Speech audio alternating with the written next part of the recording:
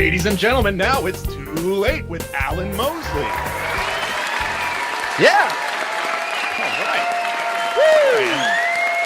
That's what I'm talking about. Oh my goodness, y'all. Guys, welcome back for another episode of It's Too Late. I am your host, Alan Mosley, joined as always by the number one producer in late night. That's right, it's Dave Willimowski. Dave! Dave, how are you doing, buddy? Oh, it's not a black screen!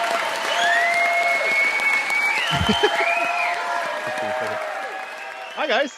Yeah, I'm here. I'm all rested up. I only worked 8 hours today. Got to see some daylight, which was nice. That's the first time this week. Oh, nice. But I'm doing good. Yeah. Yeah. How you doing, Al? I'm doing pretty good. You guys might notice that I'm wearing a headset tonight as opposed to my traditional earbuds. It's because the earbuds are dead. Oh, you should have charged them before the earbuds are dead because I recorded a guest segment before the show, and the guest segment runs long. Long. Little long tonight. I hope you guys were ready for a Thanksgiving episode special tonight, because I didn't know you were getting one until earlier this afternoon, but now you're getting one.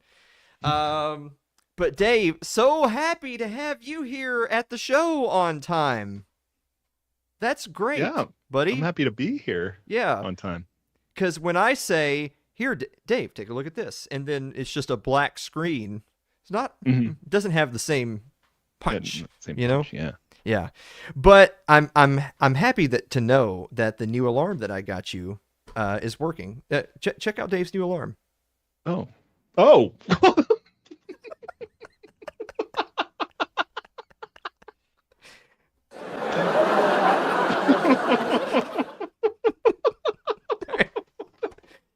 Oh man, but hey, you gotta do what works. But here we are celebrating the 285th episode of the show, and this is our Thanksgiving episode because tomorrow is Thanksgiving. Oh my God, are you guys doing anything big for Thanksgiving? Just normal stuff. Going out to my parents, try to get as much of the family together as we can, and have dinner. Oh yeah, watch the game. Yeah. Oh, cool. Oh, what game? I don't even know who's playing. Hey, the Cowboys are playing. If it's Thanksgiving, you know the Cowboys are playing. Yeah, America's team. Yeah, exactly. It's America's team. And as a Cowboys fan, I got to tell you, having the Cowboys play every Thanksgiving is really kind of like a bittersweet thing. Because on the one hand, it's like, I know I'm going to be off of work every Thanksgiving, and I'm going to get to watch the Cowboys. Well, the downside is the Cowboys could ruin Thanksgiving for me. You know? Really? Like there's been some years growing up where I thought, oh great, Thanksgiving's ruined. You know? Just upsetting. Thanks a lot, Cowboys. Oh man, speaking of being upsetting, today is actually a pretty solemn anniversary. Did you know this? Today is the 60-year anniversary of the assassination of President John F. Kennedy. Do we have a picture of JFK? Yeah.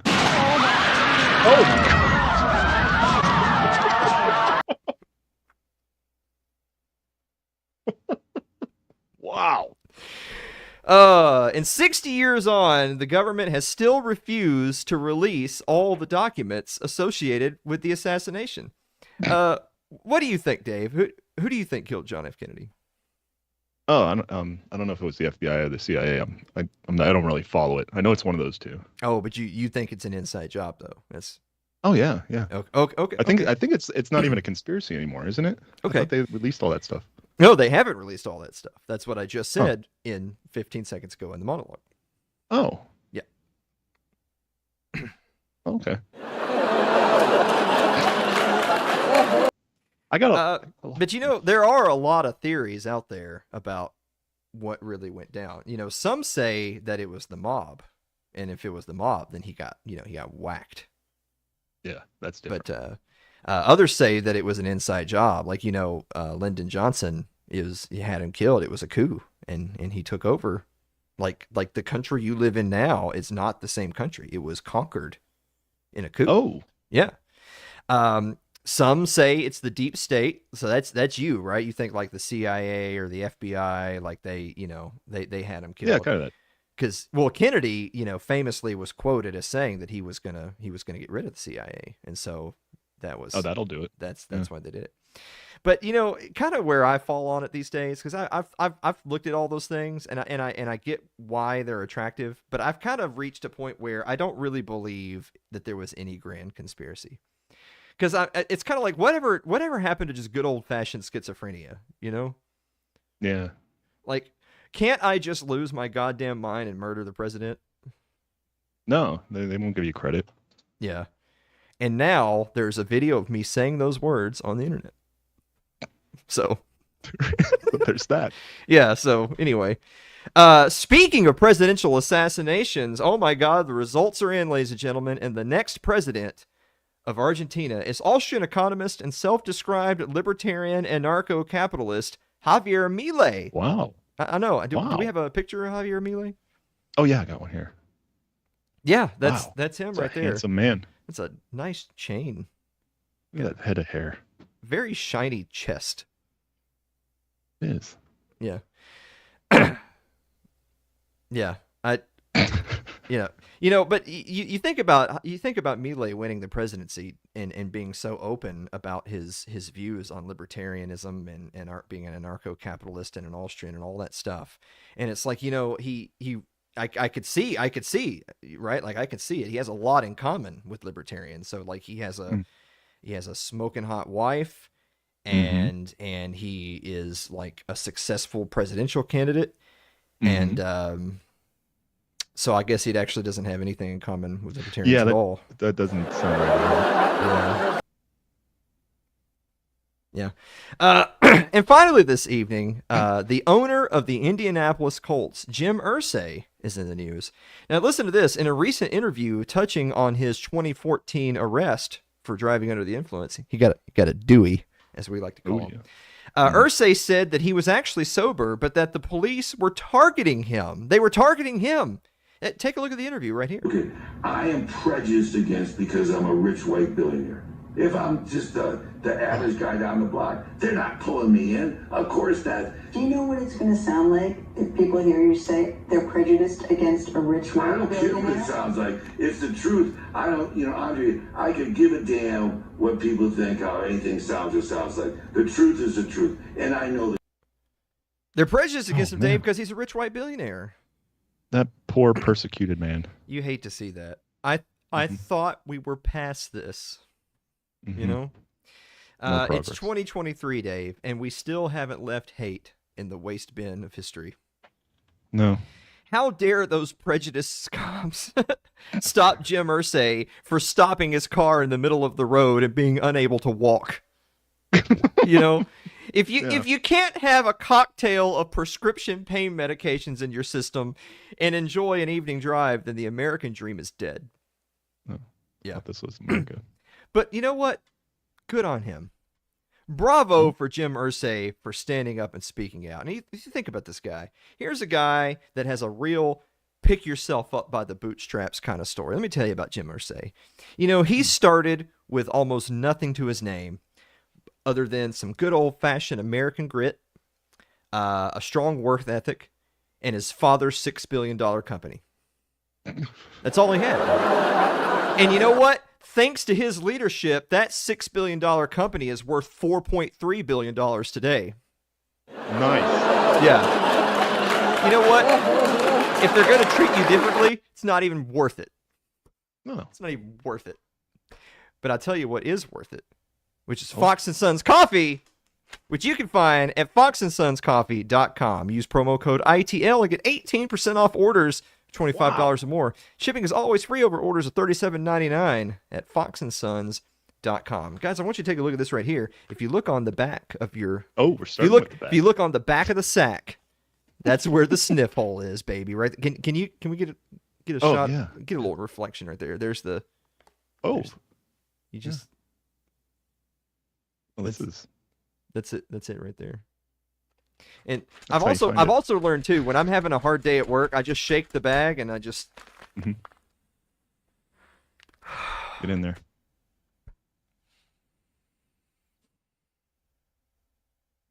So anyway, that's Fox & Sons Coffee, which you can find foxandSons.com. Use promo code ITL.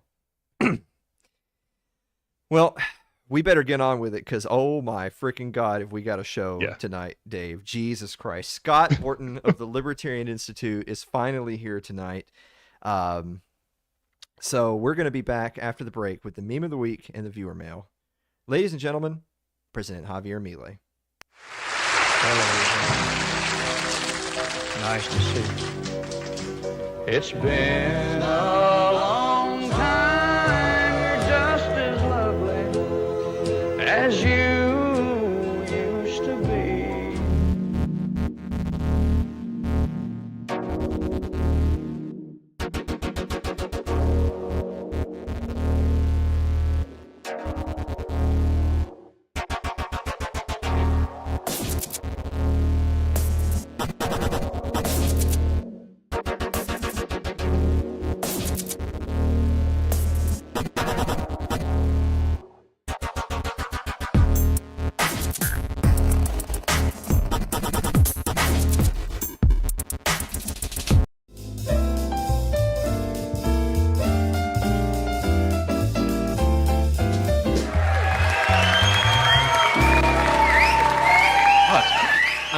Good at pulling the fortunes out without even breaking the cookie.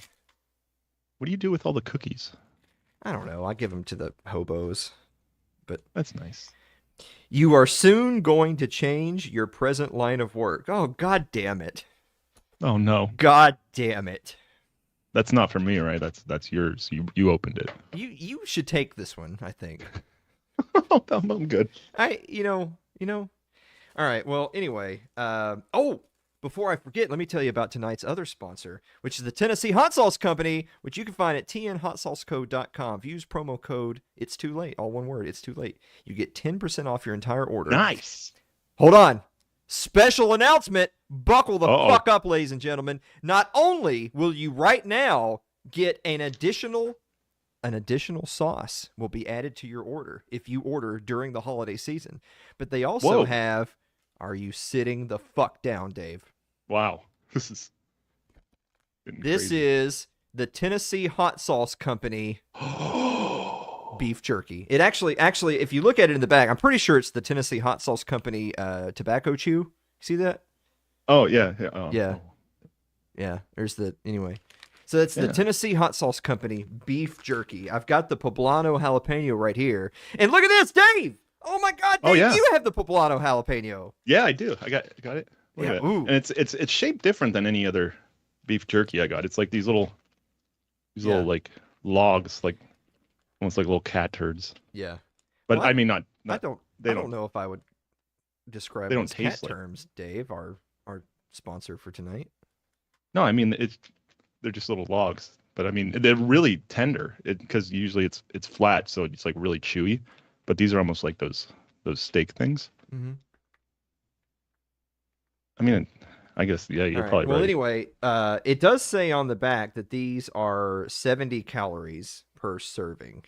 So they're not calorie neutral the way the sauce is, but maybe if you put the sauce on it. I actually haven't had any of this yet. I'm going to try some. Starving.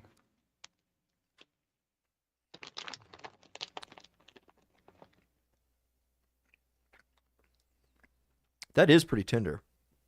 Mm-hmm. Oh, there it is. There's the kick. Yeah. Yeah. But not overpowering. Like it's jerky. You really get to taste the poblano jalapeno.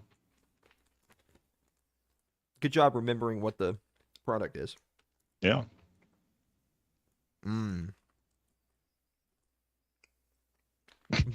Best if consumed within 7 days of opening. Boy, we've all been there.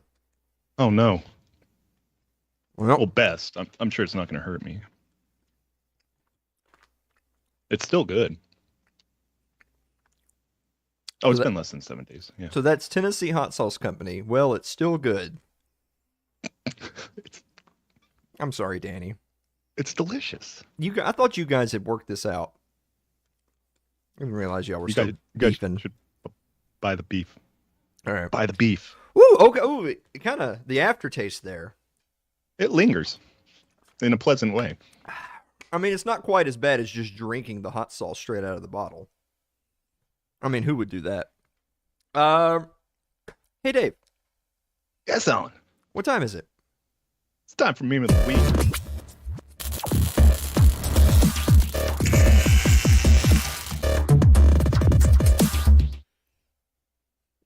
How I'm living my life lately. No worries. No worries. No worries either way. That's me. That's where I'm at. Did you hear I'm changing jobs? I just now, a few minutes ago. Yeah, me too. But we do have a bonus meme. Check out the bonus meme. Now, I've added milk to the cereal. Tell me, is that milk now a beverage, a broth, or sauce? Answer carefully, Mr. Johnson. Your wife's life depends on it. Oh, well, that obvious. We know that. Hell yeah. Oh, yeah, Dave, the correct answer is A broth. That's right. The correct answer. Where's the ding? There you go. It is a broth. And I hope Mr. Johnson gets to see his loved one again. That's how we could up the ante on our food quizzes on here if we start kidnapping the guest spouses. Abduct their wives, yeah. Yeah, abduct their wives. That's right. Yeah. There's a little bit more riding on it this week. Yeah. That's what she said. But let's before we run out of time. Let's answer some viewer mail. They don't even fucking know, Dave.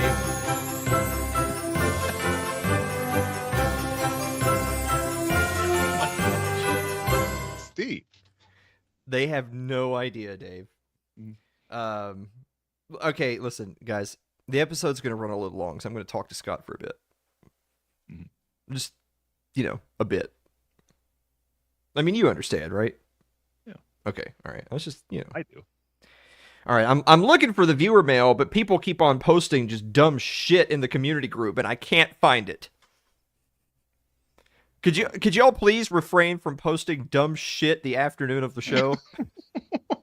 No wonder we can't get any traffic. You're looking for the episode. I don't know where it is. I just see bullshit. Based? Oh. Yeah. Y'all know who you are. All right, anyway. All right, the first question comes to us from... Jesus Christ, everything's going slower now because they know, All right, Jonathan Carranza, who writes, Dear Alan and Dave, what is your favorite Taylor Swift song? Oh. I don't think I can name one. What? Shake It Up. Shake It Up. Isn't that? Yeah. Yeah, that was the first big one that I remember. I always liked that. It was fun. Shake It Off. Is that it? Shake It Off. The one that you remember that's really fun, but you don't actually know it? Yeah. Yeah. Yeah, Off. It didn't sound right when I said it the first time. I don't know. Didn't she have... I don't know. Is 1989 like a song or an album? Or something else? It's 85? No, I'm 85. She's not as old as me. Unless she's writing about me, which... If Taylor Swift's writing about me, oh boy. That would be a good album. Yeah, it would be a banger. I'm going to put that bitch through some trauma. It's going to be a fucking punk album when I'm done with her. All right, boy, this is taking a dark turn. Yeah, so, Jonathan, I don't know any songs by Taylor Swift. I have a penis. Aaron Kintner writes, Dear Alan and Dave, what is your least favorite holiday? Dave, least favorite holiday. I thought he was going to ask what's my least favorite Taylor Swift song. Least favorite holiday. Valentine's Day. I feel like that's just a Hallmark holiday. They're just trying to get you to buy flowers and cards and stuff. I buy flowers when I feel it in my heart. Ooh. So never is it? That's what you're saying. No, I actually did out of nowhere. Like last week. Yeah. Because I saw some flowers and I'm like, Mary would like that color, so I bought them for her. Okay, all right. Well, we'll check in with Mary to confirm or deny your story. Yeah, I don't know. I feel like your explanation could go to a lot of the holidays, though. It could. Yeah. I would say that my least favorite holiday would probably some minor holiday that some people celebrate and get off work, but other people have to go to fucking work. Like, like I worked Veterans Day because, I'm not a baby killer, so I didn't get off for for that day, Like look at me. I didn't kill people for the regime. I'm not a stormtrooper, so now I don't have to get a day off from work, They know. Yeah, they're fine. Justin Campbell writes, Dear Alan and Dave, when Dave's tardiness gets him fired, can I be the new #1 late night producer? Oh, Dave, Justin's gunning for your job. uh-oh. Yeah. Please, no. See, you say that, but I think it would upset you if someone else had the label of #1 producer in late night. You'd say, well, you're not the producer. I'd protest. I might protest it. Okay. Well, from over there. You and Justin can... You've got a lot of beef with a lot of the people that follow the show, I've noticed. I don't know. There's Danny and there's Justin. Such a nice guy. Yeah, well, I used to think that, but apparently you don't get along. I don't know. Maybe I'm not. Lauderio writes, Dear Alan and Dave, can I be thankful for what I have and still annoy my family on Thanksgiving? Well, Lyle, actually, yeah. Dave and I were going to do a whole bit called Thanksgiving Do's and Don'ts. And we cut it because there's just, I don't have any idea. Dave knows. I know. Knows. Yeah, y'all don't know. I was afraid you weren't going to make it. Yeah, no, well, yeah, I actually show up to my obligations, Dave. I'm not okay. That's going to be the last one. That was it. I told everyone last week that I was going to be mad until 3:45 Tuesday afternoon, and I'm over it now. Okay. Yeah, I saw it on the Skype. You said I'm not mad anymore. Mm-hmm. Yeah, right below HATE. Yeah. Yeah. Look a little unhinged. Yeah. All right. Gary Duxer writes, Dear Alan and Dave, which are the superior cranberries? The ones who are part of the musical group going by that name, or the ones that people eat at Thanksgiving dinner? Well, I don't imagine you would eat the band. That'd be weird. Yeah. Gary You can only really do that once, and then they go bad. Yeah. Cannibal. Yeah. Well, actually, that was going to be one of the do's and don'ts in the Thanksgiving bit we were going to do, because you were going to say don't forget the cranberry sauce that's in the refrigerator. And then I was going to say remember to throw it in the trash, because nobody wants that shit. No. You just think that. No one does. It's sitting on a dish in the refrigerator right now. And that's where it'll remain until it goes into the trash. All right. Let's see. Josh Wright writes, Dear Alan and Dave, how many deviled eggs? It's dressed eggs, Josh. What the fuck? Could you eat in one sitting if there was no competition for the eggs? Dave, how many of those little bastards could you eat in one sitting? All right. So if we're not eating anything else, we're just sitting down with the tray. Yeah. World's your oyster. Do whatever you want. Okay, I'm trying to be realistic about this. Okay. This is realistic, y'all. Whole eggs. I'd say 10 to 12. I think I could get down, because if I eat 5 whole eggs, that's a lot. Yeah, I'll go with 11. Yeah. See, this is one of those things where your eyes bigger than your stomach, Like you're gonna say you can throw a 35-yard out route, but then you 7-hop it 14 yards downfield, and then you complain, oh, it was wet, and all this. And then my shoulder's out of joint for the rest of the week. Yeah, got a workman's comp. I don't know if that's gonna cover that, but I hope it did at your work. It doesn't. It's too late. That's all I'm gonna tell you. No. I'll probably say. I would probably shoot for double digits. If I hit 10, then I would need some time to reflect, Mary Lynn Wilimowski writes, Dear Alan and Dave, growing up, did you and others in your home sleep with the bedroom doors open or closed? How about now? No.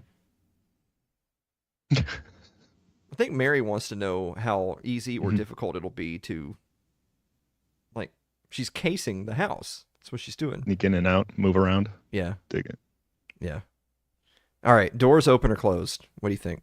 All right. So I grew up in a closed door Yeah. household, Okay. but now I'm in a open door household that I can't do anything about. Oh. Oh. How the turns tabled, Mary. Mm-hmm. Damn. You know, I was actually going to say I grew up with them at first being open and then closed, and then they stayed closed for a long time. And now I actually have it open again, and I'm not really sure why. I think it's because I'm just, you know, Hatman always gets in eventually anyway. Yeah, he's gonna open it anyways. Yeah, I just leave it open for him. Yeah. I'd rather not wake up to that. Yeah, exactly. I just say, hey, Greg, and you know. Ryan Seifert writes, Dear Alan and Dave, if a tranny tricked you into making out with them, would you punch them in the face? Oh my gosh. Okay. Ryan, you're projecting. Like, how many times has this happened? Was this right or wrong? Yeah. How many times has this happened, Brian? You know? So I don't think I could be tricked because it's a man. Get that radar. Yeah. It's a man. I mean, I don't know. Mike Cernovic was tricked, and then he just fucked a dude in like Thailand or something. Oh. Did you know that?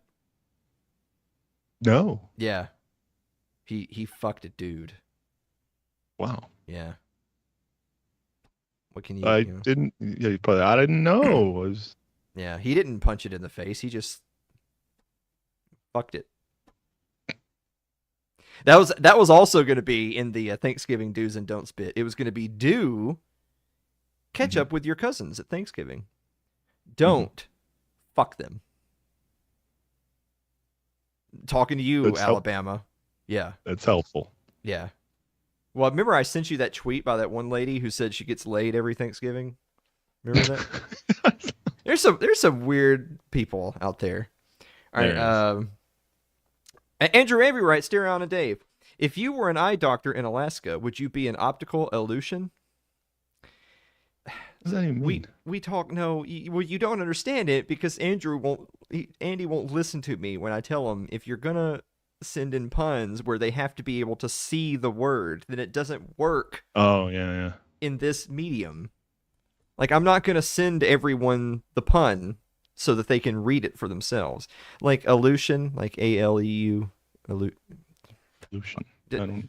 Just Dave, you'll have time to Google it in the next segment. Okay. Nick White writes, Dear Alan and Dave, what's your favorite soda? Dave, favorite soda. Dave, we're running out of time. Favorite Dr. soda. Pepper. Dr. Pepper. Dr. Pepper's disgusting. But Scott Horton loves Dr. Pepper. See? You should tell him that. Great minds. God, I don't know. I like different ones moderately okay. Like Meliolo's okay sometimes. Sundrop. There you go. Sundrop. Other states don't get it. This is Sundrop country. Celeste Annis writes, Dear Alan and Dave, what is an unforgettable piece of knowledge that was once useful to you and is no longer useful to you or anyone else? Try that in a Sundrop town. Celeste is asking like some really deep esoteric questions. I mean, I don't know. Maybe like an old password to something would be very important to me, but wouldn't be important to anyone anymore. I don't know. As long as you're not using it anymore. Yeah. Yeah. See, I did the thing you're not supposed to. My first password was just a family pet, and then like my birth date. Every account. And then and people say that that's bad because you can guess that. But I'm like, how would they guess it though? Because the family pet was like died when I was 6, and like I got my first email address when I was like 14, and I used that old dead pet and my birth date. So it's like you're not gonna know his name. Are you kidding me? That'd be crazy. Yeah. Right now. I know what Dave's doing in the monitor. He's pulling up a browser so he can just start trying to log in. I'm gonna get paid one way or another.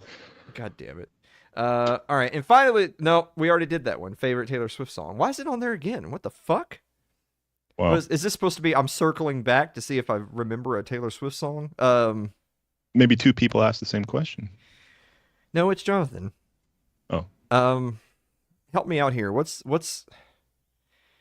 I don't know. Didn't she do one about Kiana Carr because some guy fucked her mom or something? I don't know. Is that one?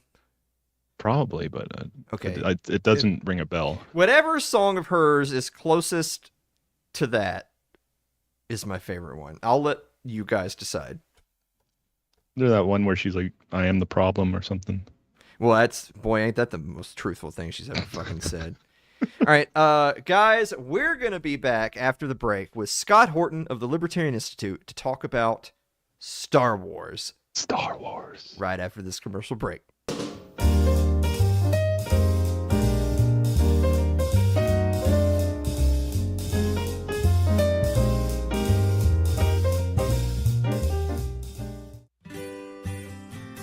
Your ad could be playing right now, reaching thousands of potential customers.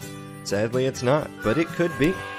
Find out how to be an advertised sponsor for It's Too Late with Alan Mosley. Email us at info@alanmosley.tv.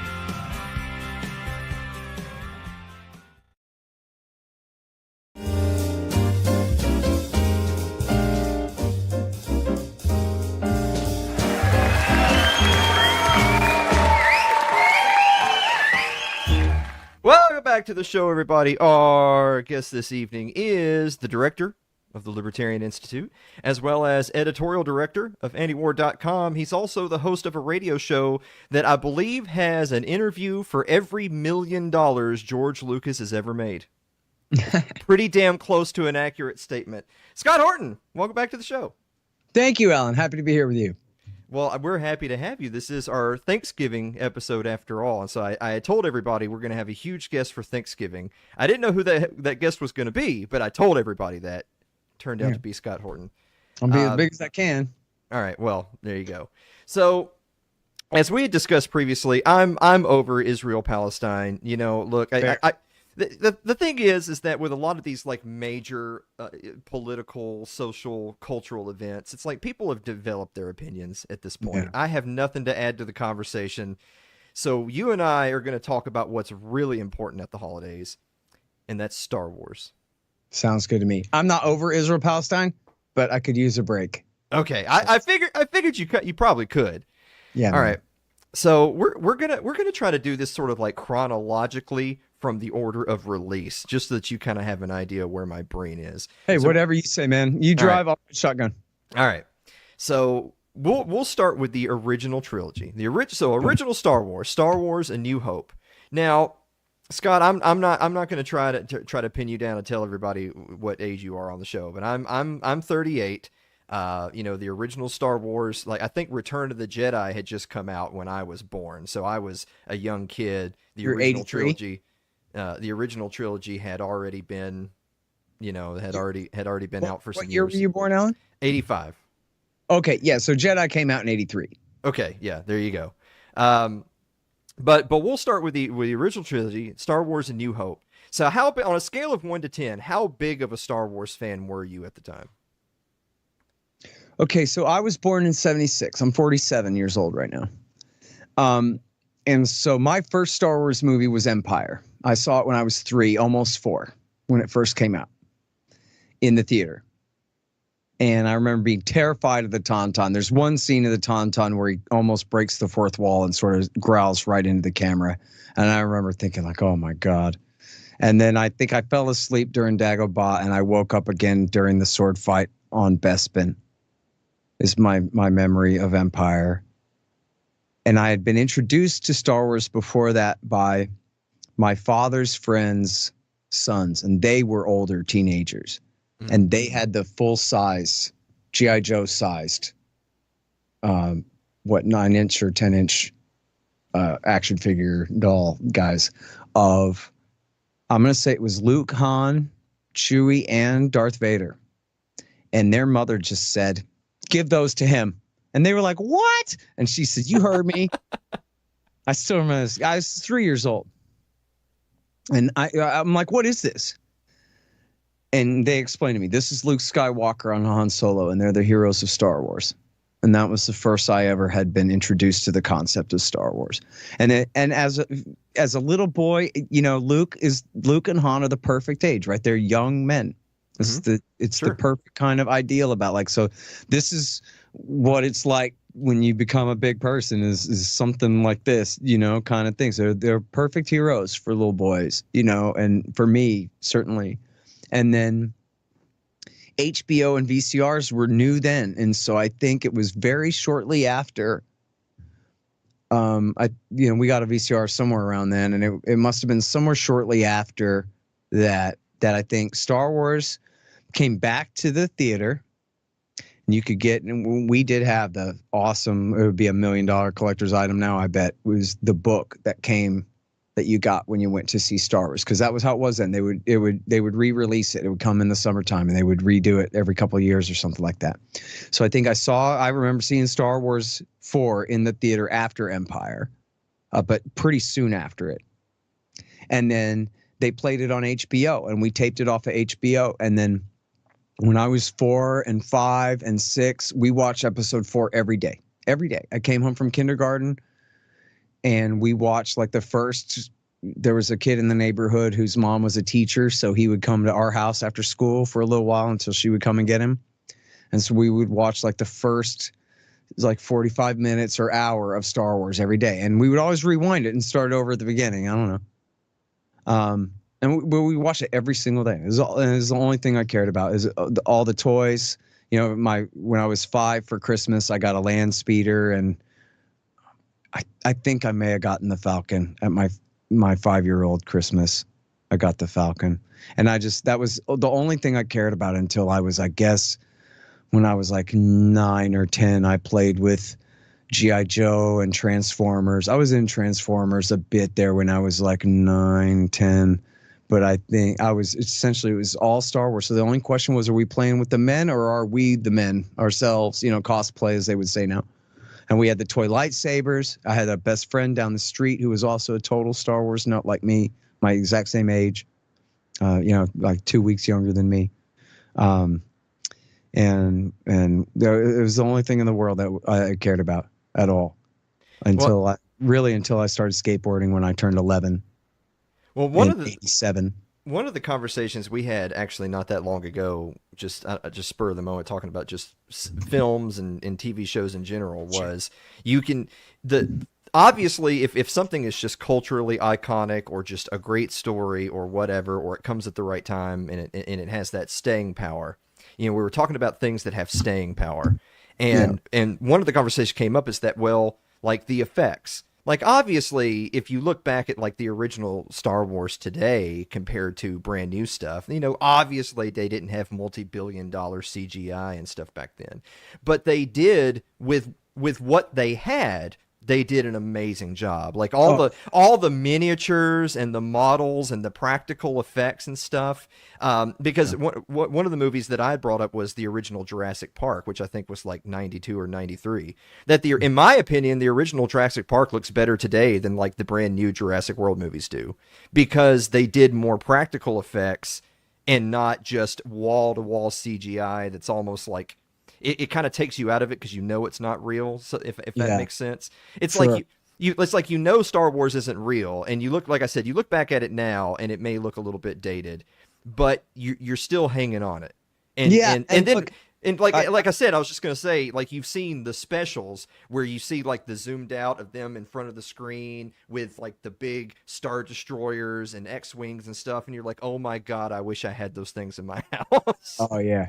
Yes, especially like, in fact, I saw they auctioned off a model, one of the original models of the X-Wings from episode 4 for whatever price. And it was fantastic looking, you know, really incredible. But I should say, because you asked a few different things there about episode 4. And I talked about sort of my childhood experience with it there. But, you know, I guess what I want to say here was, I went a long time without watching. I mean, I watched it a million times in my life. Who knows how many times? More times than anybody watching this. I've seen it.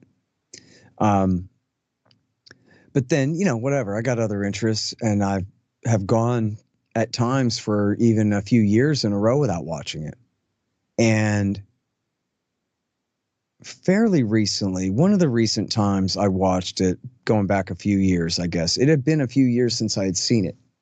And And so I was able to sort of watch it through fresh eyes. I don't know if maybe I was showing it to someone who hadn't seen it before or something. Sure. Yeah. And I got to kind of like vicariously sort of experience it new. I think it was just because I hadn't seen it in so long. And so I was really able to take a kind of fresh appraisal of it. And I just love it. It's just perfect. This shouldn't work. Like it could be, you could have this movie just be, I don't know, Ice Pirates or whatever, and it was fun in the 80s and who cares kind of deal. But like the way that you mix up a fairy princess and a wizard and a farm boy with spaceships and laser guns. And then how do you solve the problem with a sword? You need the hero to have a sword. No problem. It's a lightsaber. It's a future. And by the way, this takes place billions of years ago. Billions of light years from here.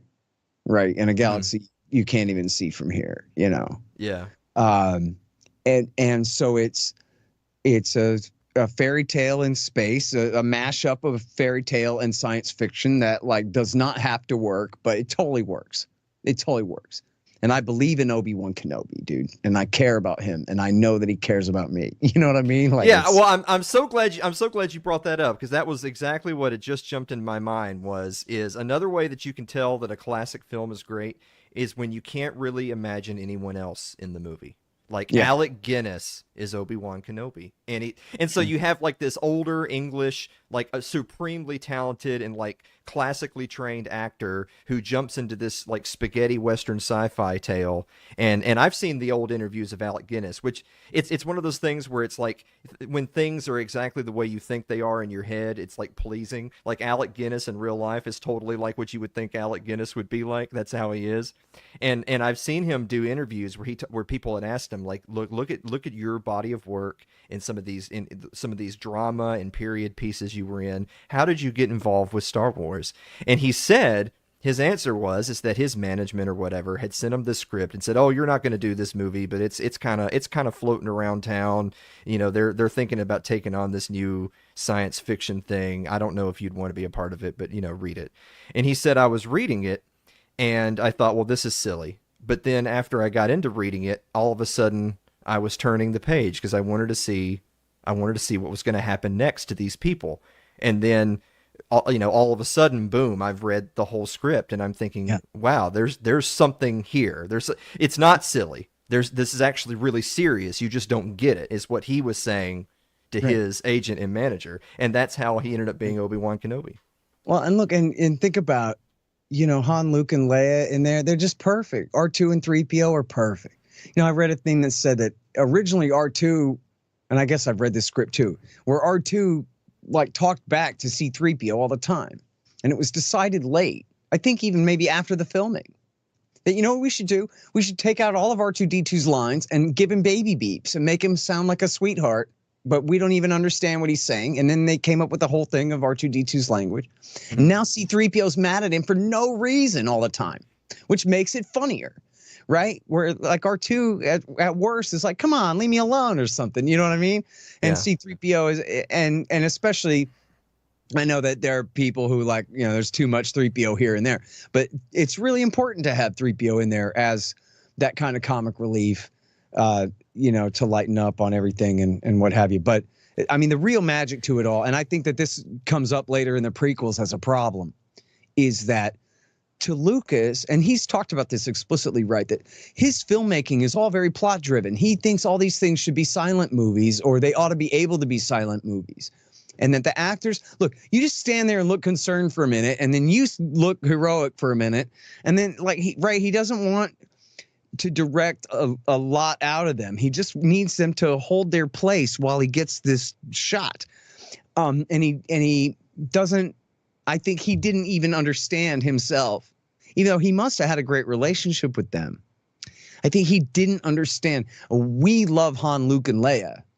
And it really matters who they are and what they're going through and all of that. Where if you change the actors out, we don't care. You see the screen test where it's Kurt Russell and like, whatever, man, he kills in Big Trouble in Little China. But if Kurt Russell is Han Solo or Luke Skywalker, it doesn't work, man. It doesn't. These three were just, whatever. I don't know. There's no counterfactual. But the way that they work together and, like all the wokest stuff now, and maybe Lucas was being a bit woke back then with Carrie Fisher. But like the reality is like she didn't need to be a feminist icon. She's just a badass lady. You know what I mean? Mm-hmm. Yeah. She's like the scene in Blues Brothers where she's like shooting at him with an M16 and all of that. She's like she's a tough guy, that Carrie Fisher. And so when she tells Han Solo, like, look, just from now on, do as I tell you. It's believable that she would say that. It's believable she's a pretty young woman to be a senator in the Galactic Senate, but if you say so, I guess I could buy it because she is talking straight back to Darth Vader, right to his face, like she really means it. And I think she said, Lucas told her, you're not a damsel in distress, you're a distressed damsel. Got it? Now go out there and do that. And she did, and it worked. You know what I mean? It's perfect. Yeah. Well, but that's just what, a coincidence or whatever just happened that him and his casting director just happened to nail it that week instead of making bad choices. It really worked well for who they are, for what they look like, for how they talk. I mean, Harrison Ford's kind of ease and sarcasm and like, of course this guy's flown from one side of the galaxy to the other in this thing. You don't question that for a moment. You know what I mean? It works. Yeah. So well, that's the thing, because we'll kind of move on to Empire Sure. Strikes Back, but I wanted to finish with that point that, of the original 3 movies, all of them are basically right at about 2 hours runtime. And it's in hindsight, you're like, wow, I'm really invested in these characters and in this galaxy and the politics and the factions and the different alien races. Like, I'm so invested in all of their history and what's going to happen next, and I've only known them for like an hour and a half. Right. Yeah, totally right. And look, when I was a kid, just a couple of throwaway lines. Now, I've heard others say this since then, but this is really like the story of my life. Couple of throwaway lines about the Clone Wars. They're like, yes, I was a Jedi Knight in the Clone Wars back then, and somehow that was what led to this. Before the dark times, before the Empire. And quite frankly, like this has a lot to do with my politics, of course, my entire life long. That Republic good, Empire bad. Simple as that. You heard Kenobi say it. They fought for the old Republic. They did everything they could to save it. And then it was replaced by evil, the Empire. And he like looks all wistful, like, oh man, we blew it. You know what I mean? Kind of thing there. And so, and then in that same one, and this is a true story too. I remember asking my mom, what's a Senate? And she gave me, what would you tell a 6-year-old, right? Like this is what she said, something about like, well, you kind of take representatives, the people choose like the best guy from the neighborhood to go. They all go and sit in what's called the Congress, and those are the people who write the laws, right? The rules that the society lives by and stuff, right? And that's the Senate. It's like the Congress, that we have in Washington, D.C. here. Oh, okay, Mom. So then what does it mean that the emperor has just dissolved the Senate permanently? Well, right. There's a war on, and he's using it as an excuse. He's the emperor, and he's creating what's called a dictatorship. Now he can do whatever he wants, and he has Darth Vader to kill anyone who stands in his way. And so he doesn't have to listen to the Senate anymore. He'll make the law himself. And of course, it'll be evil, horrible, wrong law and take everyone's freedom away. That's what it means. When you lose your democracy to a dictatorship, you lose your freedom, which is what the whole story's about. Yeah. It's about a lot of things, but it's about that. And Lucas, of course, has said that over and over again, that, look, the world is lousy with dictatorships. He could have made a movie about a space dictatorship. He wanted to make a movie about a democracy that became a dictatorship, which doesn't always happen, right? Like, that's a sad case in Rome or in Germany or in America, where we give up our republic to these madmen. And he's explicitly said in interviews over and over again, the empire, the republic and the empire in Star Wars is America. It's not Russia. People thought it was the Soviet Union. No, man. It was about the United States. And that's why, skipping ahead, that's why in Jedi, it's the primitives who destroy the empire. They made them like Indians. The Ewoks were little bears, but they were like American Indians. But they were in a sense, like standing in for the victory they never had. But in this case, they were more an analog, as Lucas has said explicitly, to the Vietnamese, that they were these peasants in pajamas and flip-flops fighting against the vast technological empire. So that's the story of Star Wars. It's not just fun and X-Wing fighters. It's a lesson for us. And it's not just about friendship and loyalty and all of that great stuff too. And adventure and all of that. And Luke's growing to be a man and whatever, but it's about the rise of the empire, the giving up of a free society, and it in the name of fear, in the name of war, and turning into a dictatorship. And that's what all episodes 1 through 6 are about, all the way through. Well, we'll use that as a segue to move on from New Hope to Empire Strikes Back. Is that the line that I think, and it actually comes from the same part of the movie as you referenced, ironically enough. The lines that stick out the most to me is it's one of these things that you get it more with hindsight. When you're looking back and you're listening to old Ben Kenobi sitting in the workshop talking about his friend Anakin, who you believe has died and that he was murdered by this Darth Vader, and you see the look on his face, that the actor Alec Guinness is really portraying like PTSD. Like he's talking about trauma that he's lived through, but he's also an old man who's like a space wizard. So you realize, wow, this guy must be really badass if he lived to be an old man in this very dangerous world that he's in. But then George Lucas kind of does like the Gandalf thing, right? Where then you see old Ben die and you're like, holy shit. Well, if Gandalf can fall to the Balrog, then all these guys have no hope in the world, right? Because I thought that was just the most powerful guy who ever lived. But then you jump forward to Empire Strikes Back, and I want to ask you really quickly. I think a lot of I don't know if I'm willing to say most, but I guess I probably would. I think most people who are Star Wars fans tend to believe that Empire Strikes Back is the best movie. Do you agree with that? Yeah, I do. And now that I think about it, I guess I got my age wrong. Wait, I was 77, 78, 79, 81. So yeah, I was 4 and turned 5 in 80 when Empire came out. I wasn't 3, I was 4. So I used to think I was 4, and then somehow I talked myself into thinking, no, I was 3, I was almost 4. But no, I was right the first time. I was wrong when I told you 3. I was 4 years old, almost 5 when Empire came out, and I saw it. And yes, I do find it to be the most satisfying of them all. I think a lot of it, I mean, it's the directing of good old, what's his name there, that I can picture his silly face. Fun guy. For God's sake, Alan, help me. Irvin Kershner. Kershner, yes, thank you.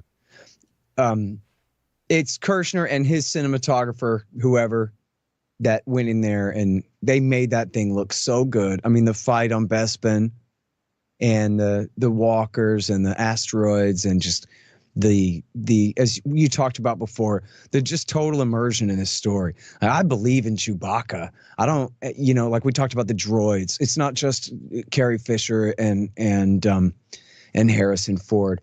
I don't think for a moment, oh, that's an Englishman in a suit. It is not either, dude. That's Chewbacca. He's Han Solo's loyal friend and co-pilot.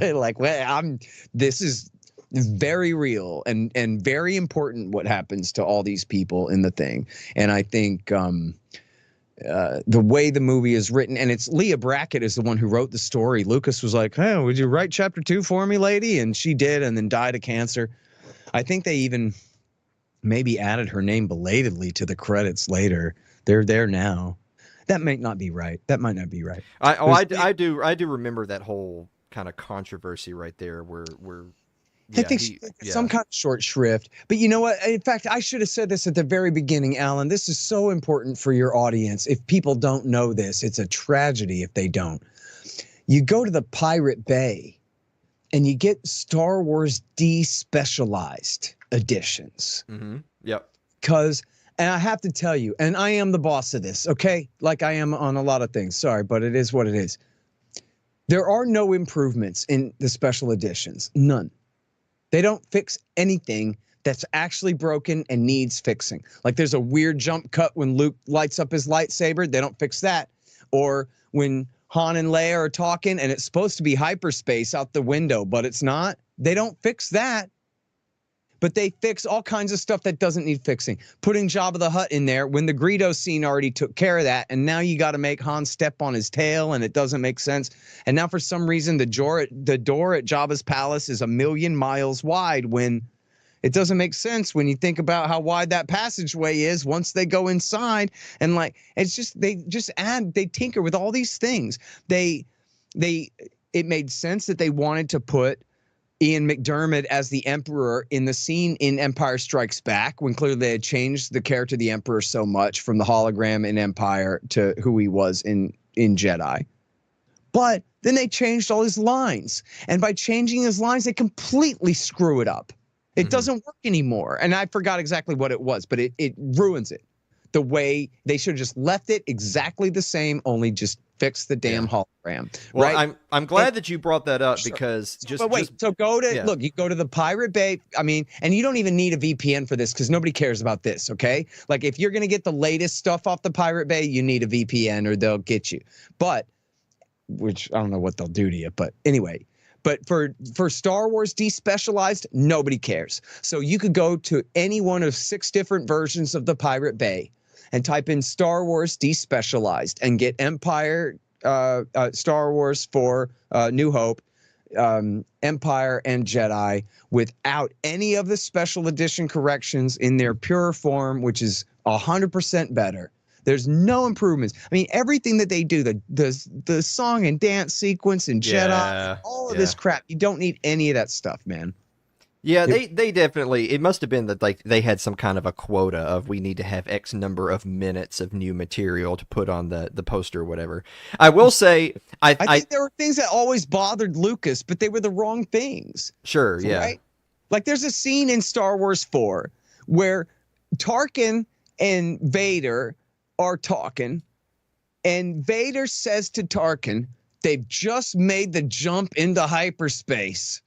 And Tarkin goes, well, I'm taking an awful risk, Vader. This had better work. Next scene, Han and Leia in the cockpit of the Falcon. Leia's in the pilot seat. It's clearly on automatic pilot. Nobody's driving because they just made the jump into hyperspace. And they have this whole talk about, he's like flirting with her and, oh, your friend is quite a mercenary and blah, blah, blah. That whole scene. Well, it's supposed to be light speed out the window, and it's not. That would have been like the first thing you fix, right? Or like on the monitor at the end of Star Wars 4, they show the laser crater thing in the Death Star. They show it in the middle of the trench, in the middle of the Death Star, right? Well, you'd want to fix that graphic. Nope, didn't fix that. But they fixed a bunch of crap you didn't need, like putting Jabba the Hutt in there and this whole superfluous scene that completely takes you out of the movie where Han Solo's stepping on Jabba the Hutt's tail and all of this stuff. It's not the same movie at all. You can't believe in that crap. I just told you I believe in Chewbacca. I do not believe in Han Solo stepping on Jabba the Hutt's tail that they added in 1997 and then changed in 2005 and then blah, blah, blah, blah like that. Forget all that, man. You don't need that. And in fact, I'm sure there are people who watch Star Wars who are like, I guess it's okay because they watched the special edition, the latest Blu-ray version that's been changed 7 times now. Fuck all that. Oh, sorry. Forget all that, man. Just go and get the despecialized. Sorry. Now I'll be quiet. No, you're fine. By the way, it's perfectly okay for you to swear on the show. I was just telling you what Kyle had said the other day, that it was the death threats that scared him, not the cursing. Oh, the death threats. Yeah, I'm not sure. But we haven't even gotten to that point yet. We'll get there.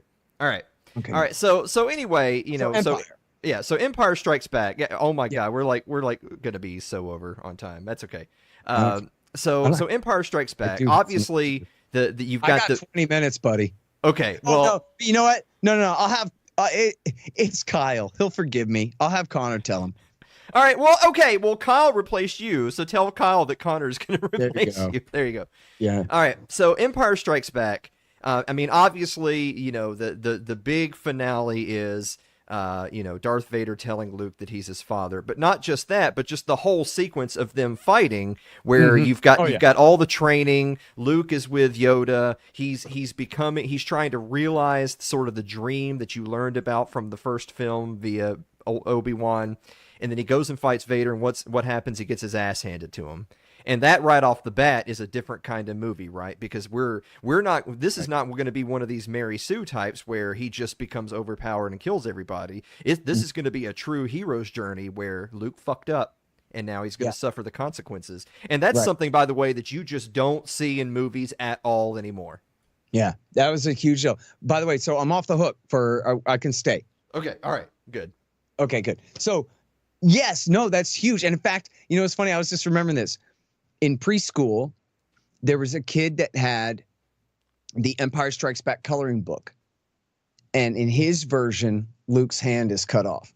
Ooh. And I had the Empire Strikes Back coloring book, and in mine, he still's got his hand. And I'm like, well, I've seen the movie. I know he gets his hand cut off. But they actually changed that. Somewhere I read about that, how they changed that because people were concerned that, like, oh, it was just too much having his hand cut off in the pop-up book version of the story.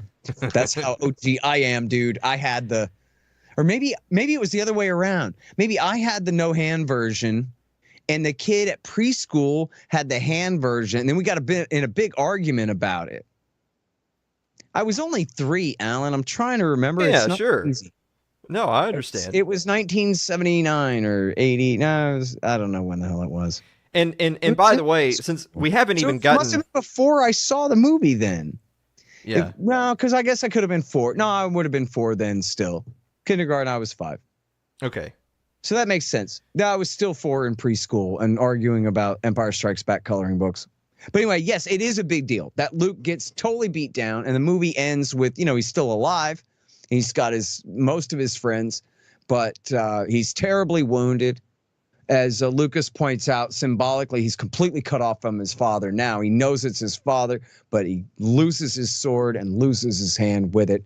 And so now he's like kind of alone in the world and, oh my God, what's going to happen kind of a thing. And I know, in fact, when the movie came out, a lot of people who were just like kind of regular moviegoers were like, well, geez, that kind of was a lame ending. I wanted a big battle. Mm-hmm. I was like, dude, they gave you the big battle at the beginning at Hoth and then the asteroid belt. And so, you know, sorry, but that's the story, man. It's got to have that. Otherwise, there's no redemption in chapter 3, right? It's act 2. That's how act 2 goes. Everybody's in trouble. Mm. And so, well, the last thing I'll say about Empire, in Kirshner's hands, it's perfect, right? Yes, because Kirshner, absolutely, he got all the notes just exactly right, man. You know. Well, the last thing I'll say about Empire before moving on to Return of the Jedi is that I remember, and by the way, if I make criticisms, it's criticisms from normie retards. It's not from people that actually know anything about Star Wars. I remember normie retards saying that, well, you know, Leia being Luke's sister in Return of the Jedi was just thrown into the story and it didn't really make any sense. And oh, that means they kissed each other. You know, how terrible is that? But what they're totally glossing over is, remember the very end of Empire Strikes Back. Luke has been hurt. He jumps down the chute. He's sitting there hanging off of a antenna pole or something on Cloud City. And this is the defeated Luke Skywalker begging for help. And he asks, who he calls out for. He calls out for his masters. He calls out for Obi-Wan, but Obi-Wan's not there. So what does he do? He calls out for Leia. Right. And Leia hears him. So there's some kind of the scene was set. What are they talking about? It wasn't laid down. It was down. No, but Alan, I mean, they've talked before. He and Gary Kurtz, Lucas and Gary Kurtz have discussed before about how you know, there was supposed to be another Skywalker character, his sister that was out there somewhere, and he was going to go find her at the end of Jedi. Was when he was going to go off after the other then, and then. So it was, I don't believe that it was the plan all along. Although it is true that they had it from the very beginning that Leia was adopted. So it raised the question of who her real parents were from the very beginning. I think it's possible that Lucas was leaving that open or, you know, hadn't decided all the way what to do with that. But I think that he did not create the love triangle with the idea that they're going to turn out to be brother and sister in the end. You know what I mean? It was just going to be that Luke grows up to be a Jedi Knight and they're basically priests and don't have girlfriends and stuff. And obviously Han is the pirate who gets the girl, you know? Mm-hmm. So, which is a little weird. In fact, somebody showed me Rothbard's review of Star Wars. He hated it. And one of the things he hated about it was by having Luke and Han then it was totally unclear which one is the hero going after who gets the girl in the end and all this, because they had created that weird triangle with it. But I think, like the way she kisses him at the beginning of Empire and all that, I don't think that they meant for that to be like, oh, this is going to turn out to be weird and scandalous in the next one when we reveal she's his sister. I think they decided later. And then the question was, man, what about the kiss on Hoth, though? And then they were like, well, we'll just do it and get away with it. And then, which they did, right? Everybody was like, what? That's kind of weird. But then it was okay. Well, okay. So jumping forward then to Return of the Jedi, because we've totally spent like our entire runtime on just the original trilogy. So Return of the Jedi. Oh, is the show only 1 hour? Well, the show's 1 hour, including the monologue and the. I thought it was 2, man. I'm sorry. No, that's fine, because we should just do an extended, extra long Star Wars episode. Dude. It's already decided. That's what we're doing. Yeah. Well, this is the Thanksgiving Star Wars spectacular, so it could be whatever. Okay. All right. We gotta be at least as long as the Star Wars movie. Yeah, exactly. All right. So Return of the Jedi. All right. Yes. So first of all, before getting into any of the particulars, so you yourself had mentioned, so some of the normies are out there like, well, where's our big space battle? Where's all the war? Blah, blah, blah, blah. Return of the Jedi has everything, right? It's the finale. Oh, yeah. It has a big ground battle with the troops and the blasters. It has a big space battle with the rebuilding Death Star and the Millennium Falcon, and the Rebel fleet finally shows up and does something, as opposed to running away. They face the enemy. And of course, and then you have your lightsaber duel, and I mean, you've got literally, it has everything. Now, I will say this, in the same way that I'd asked you, was Empire the best, and you tend to agree that it is. A lot of people tend to not like Return of the Jedi, and I actually am willing to die on the hill that Return of the Jedi is a great movie as well. Like, because you follow a great movie doesn't mean you're not also a great movie. No, I love it. You know what it is? It's as the economists say, compared to what? So compared to Jedi not being out yet, let me tell you, man, for me and my friends in second grade, when we were 7 years old in 1983, waiting for that movie, oh my God, man. We wanted that thing so damn bad. You don't know what it was like to be stuck between Empire and Jedi, man. Yeah. 2 years, the longest 2 years that ever happened in the world. And for little kids, too. It was just unreal. Waiting and waiting and waiting, dying for the slightest little clip of Revenge of the Jedi. They'd show a little thing of Darth Vader walking down the ramp of the shuttle, and it was like, oh my God, what in the world? So at the time, I got to say, and speaking on behalf of all of the boys in second grade at the time, we just absolutely loved it. And all the kids in the neighborhood, we all absolutely loved it. And I remember there was a controversy, like, what do you think of the Ewoks? And some of the older kids were like, nah, that's childish or whatever. But we didn't care. We were 7 and we didn't care at all, dude. And so, like, I still think of the Ewoks the way I thought of them then. Like, whatever, it's true. Whatever you think of the story, it's a true story of what happened. I don't know. Like, the same thing with the prequels, which we could talk about. It's got their problems, but at least it's the true documentary of the story that happened according to the guy who told the story. There's nobody else to tell it but him. Yeah. And so whatever. He says it was Ewoks on Endor, it was Ewoks on Endor. What am I going to do? And then, ultimately, like, the overall thing that we, spoke about before about the technological primitives taking on and defeating the technological empire, like that all comes through perfectly, like just the way it should, so there's no problem with that. Looking at the beginning of the movie, it's like, so in the same way that you saw Luke broken down and defeated, now in the beginning, because the first act of the movie is the whole rescue of Han Solo, and it, they kind of get their team implanted, but it doesn't go quite right. So then Luke comes in to save the day. But it's a perfect intro to the movie, because of course when we all last saw Luke, he wasn't doing too well, and now you're seeing Luke. It's not just that he's a Jedi Knight now. Don't worry about titles. It's he was a boy and now he's a man. Right. This is a man fighting. And he comes in and he's all in black and he has his hood up, and the first thing he does is he chokes the Gamorrean guards. And you go, oh, I don't know what exactly is going on with this guy right now. You know what I mean? You got at least a minute to wait and see what's going to happen. And then, of course, once he confronts Jabba, then it's good old Luke and it's all good. And then, yeah, I remember how excited we were when he broke out that green lightsaber and everything. Look, that was just everything to us then as kids. And the whole thing at Jabba's palace, the whole menagerie there of all the crazy aliens and everything. It's the same thing they did with the cantina. Like, how do you do the cantina again but make it work? And they did. They made it great. Again, that's why I hate the special edition thing where they just add all this stupid CGI stuff to what was already a great scene. They pulled it off perfectly. This is a good time to mention too that the difference between, like, take a movie like Return of the Jedi and the most recent Star Wars, which we'll do the prequels before we move up because we're going to do everything chronologically, is, look at the original trilogy. Look at Return of the Jedi. You have people of color. You have strong female characters. You have diversity, but they're not in there in order to exist, if that makes sense. They didn't put in black people and gay people and women in order to make them them being what they are isn't the story. They're just people. Like, imagine that, Scott. They're just people.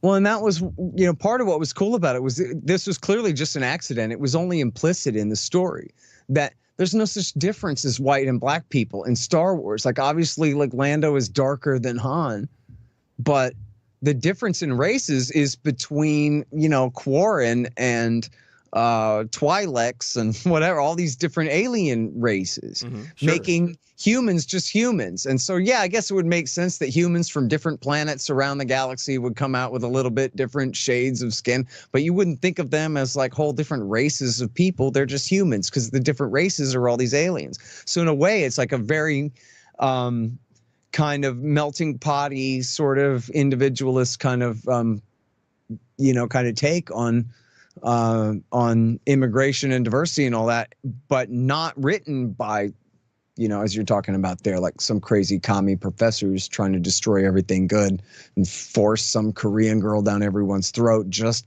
for like quota's sake. Sure, I mean, I think people did pick on Lucas for having no black people in episode 4. And then he was like, all right, I'll make a black character. So like there was a little bit of that, but it was a little bit political at the time. But like I was saying with Carrie Fisher, that she didn't need to be there. He wasn't like, oh, I made a deal with the ladies at Ms. Magazine that we're going to put, this powerful woman in here or whatever. He just liked Carrie Fisher's spunk, and was like, yeah, this one will do just fine. And she just, was a badass. And so made the character that way. So I totally agree with you that, and especially, and it plays out all the way through in Jedi 2 with all the aliens and all the different looking kinds of humans and whatever. One funny story about that is Nien Nunb, who is the alien that flies co-pilot in the Falcon with Lando in Jedi. Yep. That they gave him, I forgot the name of it, but it's the Ethiopian language. And so they just had an Ethiopian voice actor do the real lines that he was supposed to say. Oh my God, Lando, take a left and the shield is still up or whatever, right? And he says all of that stuff in the native language. So everywhere else in the world, the guy's just talking some crazy alien language. But for the people in Ethiopia, when they saw that, they were like, yeah, and all went crazy at the theater, thought it was great. And then, like, when the Ewoks are singing the song, that whole thing, that's a little old Chinese lady that they found for, like, way out in the Gobi Desert, lives in poverty in this tiny little thing. And this is this old traditional tribal song that her people sang. And they used all that for the Ewok songs, where they're, like, kind of singing as they're working them. I think this is like they're singing to themselves as they're building the fire to cook Han Solo for dinner or something like that, Yeah. Okay, so, it's great stuff like that in there. Lots of stuff. A couple of things I want to make sure to mention before we forget and move on. So first of all, I know that people in chat would be mad if I didn't mention Leia's bikini outfit in Return of the Jedi. It's like, okay, look, did it add anything to the story? No. But does absolutely everyone know what that is, even people who don't watch Star Wars? Yes. I really don't have anything else to say about it other than everyone knows what that is. So absolutely. Let me say too about if I can trash Jedi a little, it would be, and you can find this somewhere. I found the PDF file of this. It's green. If you're like looking for the page, it's a PDF out there, and it's I don't know the really good keywords for you, I guess. But it's a discussion. It's the minutes. It's almost like a National Security Council meeting or something. They got minutes, transcriptions of George Lucas meeting with Rick McCallum and the other producers. I think Gary Kurtz is gone by this point. But they're meeting and they're deciding whether they're going to do another Death Star or whether they're going to do the Battle of Coruscant instead, which is the Imperial Center, the capital city planet of the galaxy. And I forgot what the other option was. There was a third option. And they chew over it. And it's clear that Coruscant, the battle, the invasion by the rebellion of the capital planet would be so awesome. But Lucas is like, it'll be so expensive though. I don't know if we can pull it off. Yeah. I was like, dude, he's already got so much money at this point. And this movie is absolutely guaranteed to make, no matter what he spends on it, it's going to make 500 times that much money coming back. You know what I mean? Like his unwillingness to spend a little more at that point, marginal utility. You're a libertarian. Once you have tens and hundreds of millions of dollars, go ahead and spend 20 on the third movie that made you all those in the first place, and make sure and go out with a damn bang, man. And instead, and this is how the Wookiees became Ewoks. Well, part of it was he had already shown that Wookiees could fly spaceships and stuff, and he wanted the Ewoks to be more primitive. Although you could have had it where that was a special circumstance of Chewie, just because he'd been hanging out with Han Solo so long.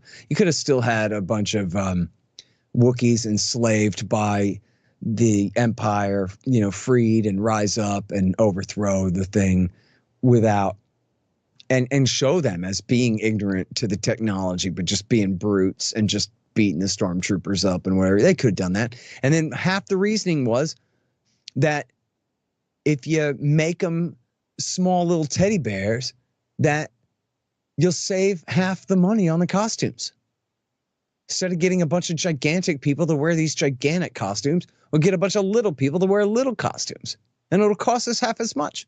And plus, they'll be cute, and we'll probably sell more action figures and little stuffed plush things of cute things instead of making them all brutal, like, Wookiees are like big gorillas, right? And if they're angry at war, killing Imperials, they're not cute. They're monsters in a sense or something. And so to read them talking about it in that way, they're like, this is the way that they're coming up with these decisions. Like, I want to save a little money. And they're going, if we just do a second Death Star, isn't that kind of derivative, man? I don't know. And like, they're talking about it. And then Lucas is like, nah, whatever. Let's just do the Death Star. It's not flattering. You know what I mean? It's not. It should have been, guys, come on, let's do the raddest thing that we can, and it'd be so cool. We'll make 10 Coruscants and blow them all up and see which explosion looks best.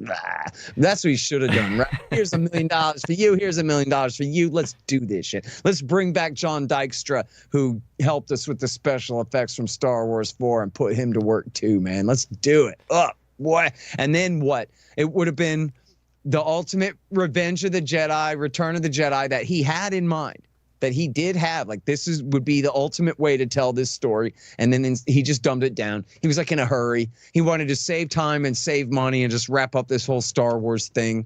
And like, man, I hate to admit that that's true, but like, I just read all up on it and just know that like that was part of the story of how, as much as I still love Jedi because it's the movie that it was to me when I was 7, no matter what, that I could see how, and quite literally, it's so funny. None of us, when I was a boy, none of us thought another Death Star, that's kind of stupid. No one. Everyone was like, wow, another Death Star. Hey, and this time it's only half complete, so it looks a little bit different. Wow.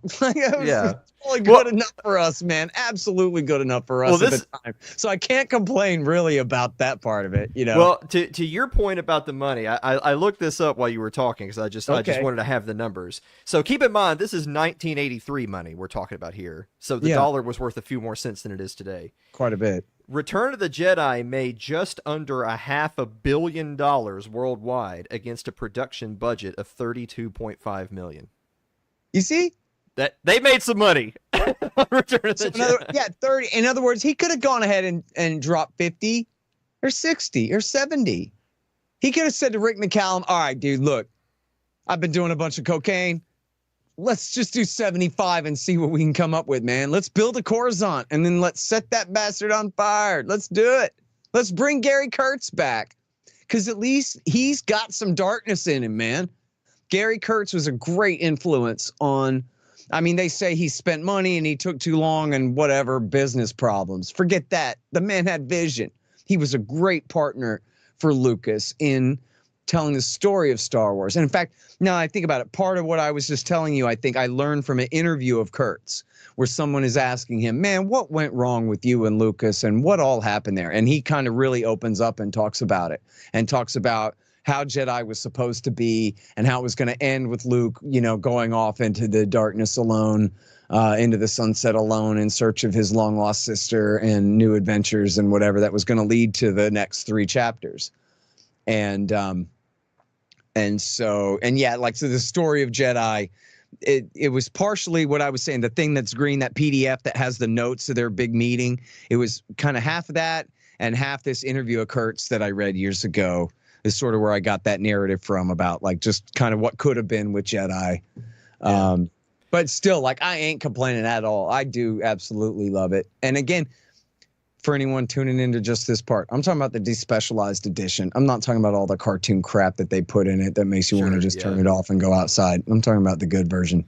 Okay. Well, okay. On that note, since we'll move on to the prequels, but I just want to make two quick points before we finish up on Return of the Jedi. So for one, it doesn't bother me that it was another Death Star, and this is my main reason why it doesn't bother me.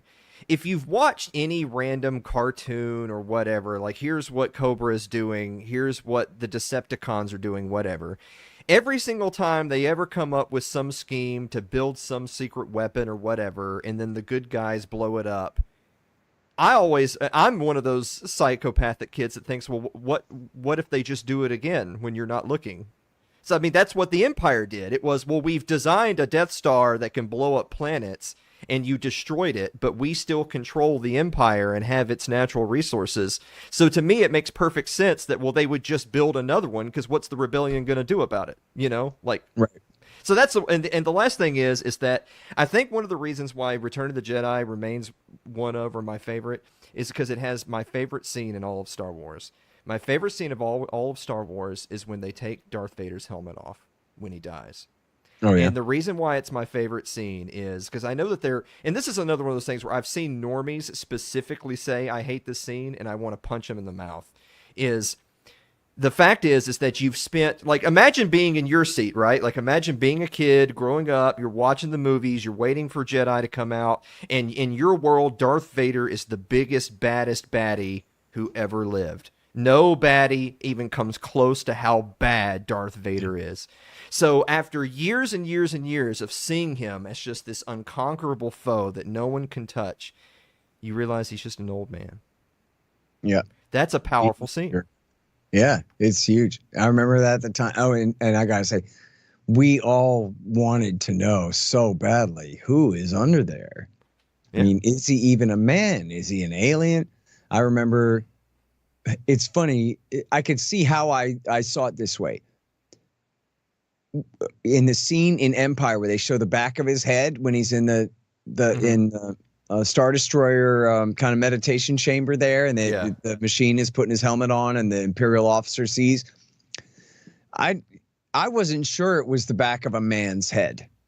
Right, like it's a bald guy's head. Like if I look at it now, yeah. But my impression of it then, from like the real quick glance that I saw of it on the screen, was I thought it was an alien's head. It looked like a weird hairy light bulb or something to me, and I wasn't sure that he was even a man at all.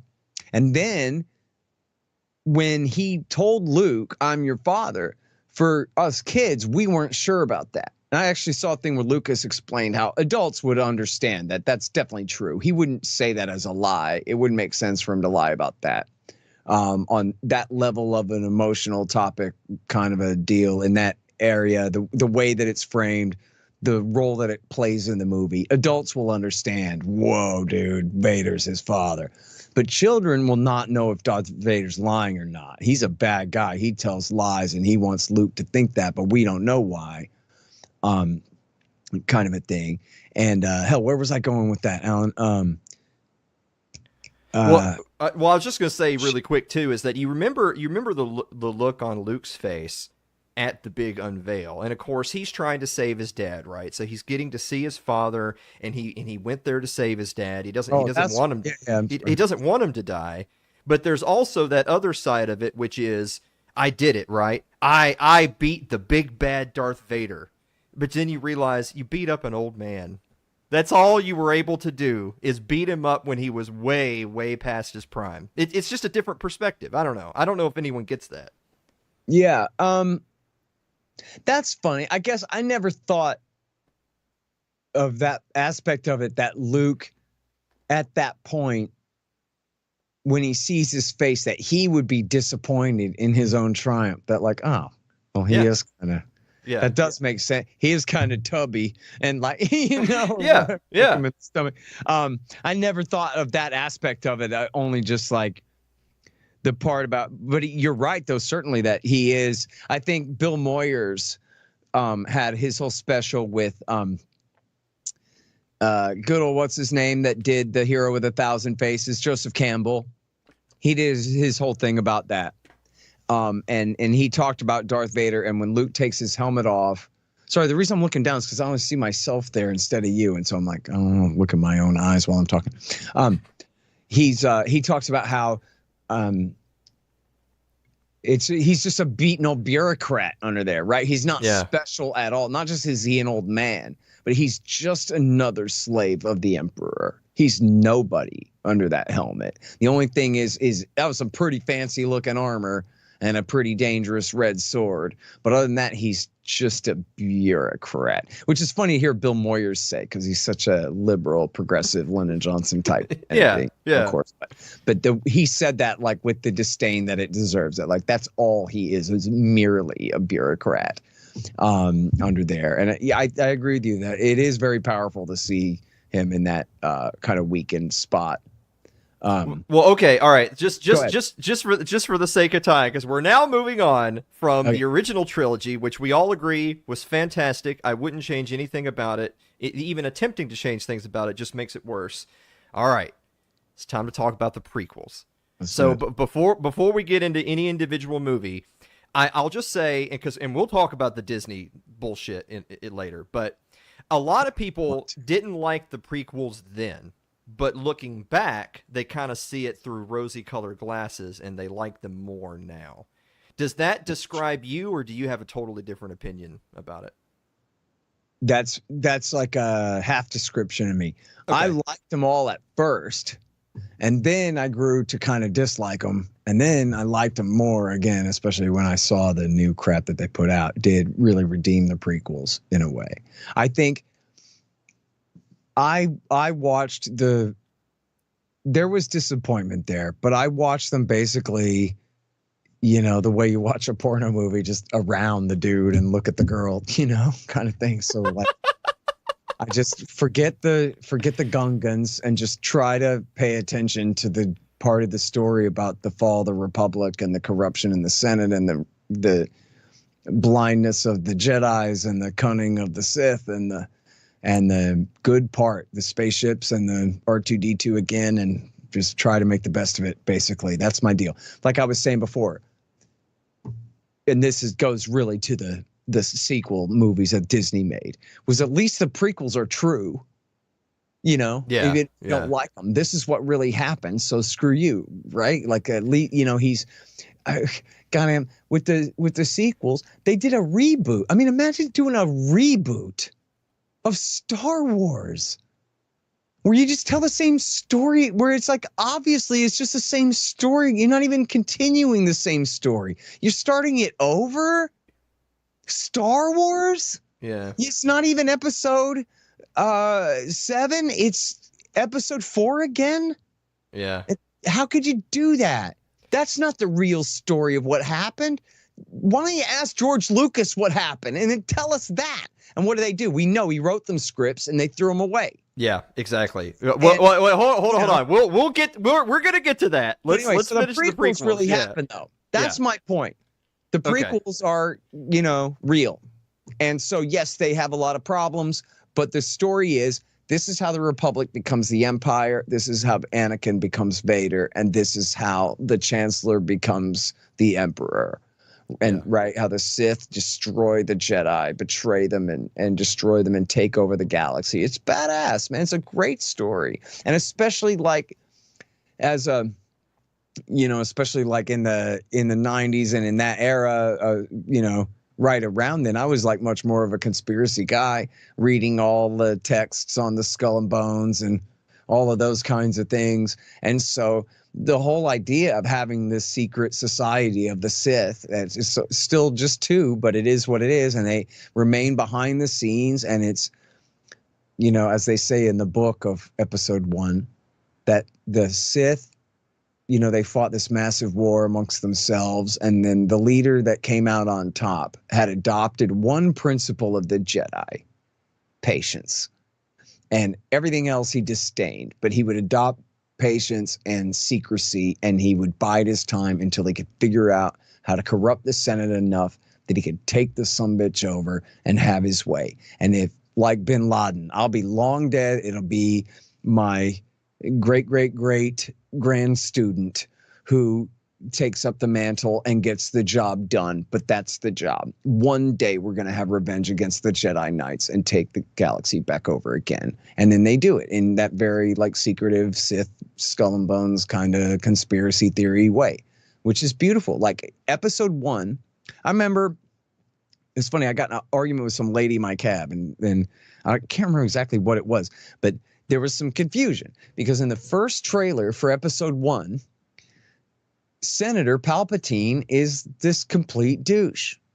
And they just show him saying, well, I think we're going to have to accept Federation control for the time being.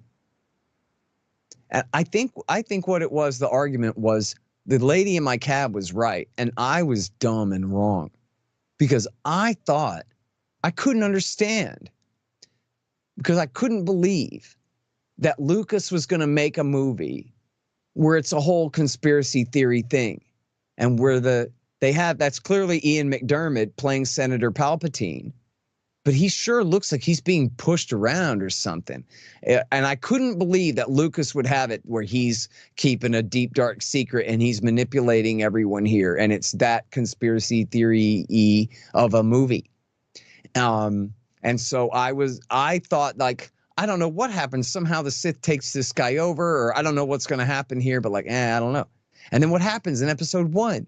Like, if you're paying attention, you know what's going on here. You figure out what's going on here.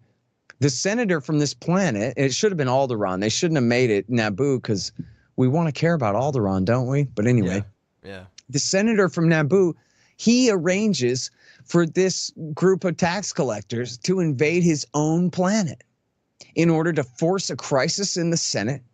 He manipulates the queen of that planet into calling for a vote of no confidence in the current chancellor.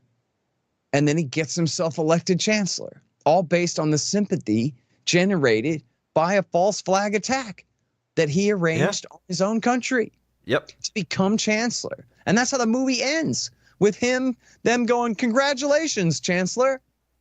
And Sam Jackson says to Yoda, geez, but who do we destroy? The master of the apprentice. And then they show him, there he is, the newly elected president of the galaxy. Is the bad guy. And you guys just helped him win. Yep. And that's how the thing starts. So for me, forget Jar Jar Binks and all of that stupid crap. Like, I don't care about that. That's cool, man. That's awesome that George Lucas did that. That's how the Sith take over the galaxy, is by jerking everyone's chain and getting Yoda and Sam Jackson to do all their dirty work. And then, of course, it gets better in episode 2 and 3. But go ahead. Well, I was just gonna. I'm laughing because Yoda is Yoda, but Mace Windu is Sam Jackson. He's not Mace Windu. He's Sam. Yeah. No, that's all right. But as long as we're talking about Yoda, I think they screwed this up, and I understand they got to sell toys, and it's an important character and whatever. But they really wasted the opportunity for two things here. And I don't know if this is an original thought. I may be plagiarizing this from somewhere that somebody else said this and I thought it was smart. Alan, forgive me if that's right. I don't remember who to give credit to. Maybe some guy on YouTube said this or something. But here's what it is.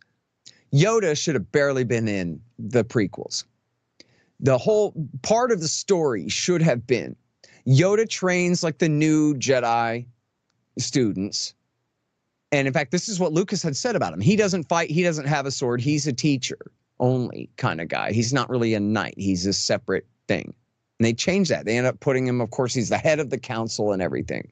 But the way they should have had it was he trains the students and he spends the rest of the time in one of those ivory towers. And when they show the Jedi Temple, there are 4 ivory towers around the thing. Yes. And they should have had it where Yoda spends all of his time in the ivory tower using the Force and trying to figure out what the hell's going on. That's all he ever does. He just sits up there meditating. Has anybody seen Yoda? No, he's been up there for 3 weeks. That's all he does is he sits up there. He knows that something is wrong. He knows the Force is turning dark. He knows that there's a problem, and he's doing everything he can to look into the future and to try to figure it out, but he can't do it. But what's happening is he's missing of what's going on in the country around him. Because he's up there using his magic, it's almost like the CIA. They rely so much on classified information that they miss the open source stuff that would have provided them the context that they needed to know to understand what was really going to happen. And that does happen a lot, right? That's a thing. And so that's what they should have done with Yoda. This is how Yoda blows it, is essentially and it would have landed a lot hard. It would have landed better in episode 3 when the Emperor says this to him. He accuses him of being arrogant. Yeah. And that should have been correct.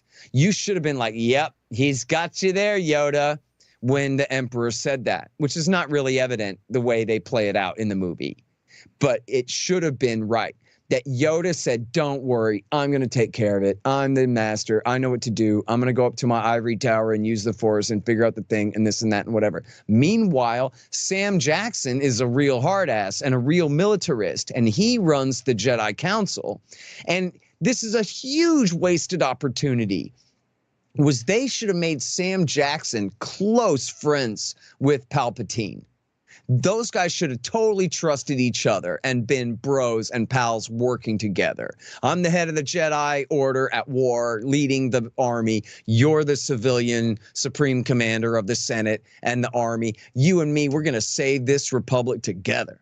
Then that way, when Anakin sorry, I'm jumping ahead, but when Anakin tells Sam Jackson in episode 3 that, oh my God, I figured it out, Palpatine is the Sith Lord.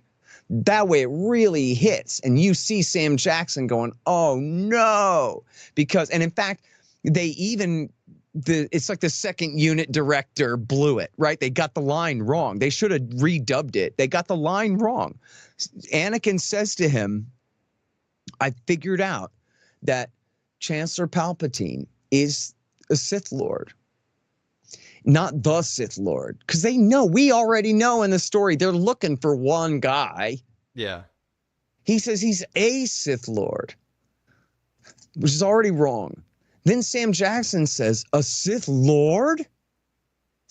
Which, God dang it, Bobby, that's not the line, right? Yeah. The line is Chancellor Palpatine is the Sith Lord? Why would all the emphasis be on the word Lord? Stupid. That doesn't have anything to do with it. The emphasis is on Sith and not even that. The emphasis is on, wait, what did you say the name of the Sith Lord was again? You said the Chancellor himself is the Sith Lord? Anakin, that can't be right. And then Anakin goes, no, he admitted it. He revealed it to me, Sam Jackson. I swear to God. And then Sam Jackson, this hits him like a ton of bricks. Oh my God, what have we done? We just conquered the whole galaxy for this guy. And he's the guy.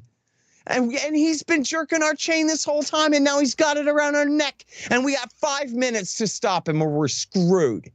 Right? Yeah. That was how they should have done it. And they totally blew that opportunity to do that because they want to put Yoda in every scene because of what? He's just such a little green icon or whatever. But it detracted from the story. And again, it detracted from, like we talked about in the earlier episodes, it was Lucas's kind of conception that this is all a plot-driven exercise here. It doesn't matter if Sam Jackson has any lines at all. This whole thing could just have John Williams' score over it, and you watch it on mute and you see what's happening.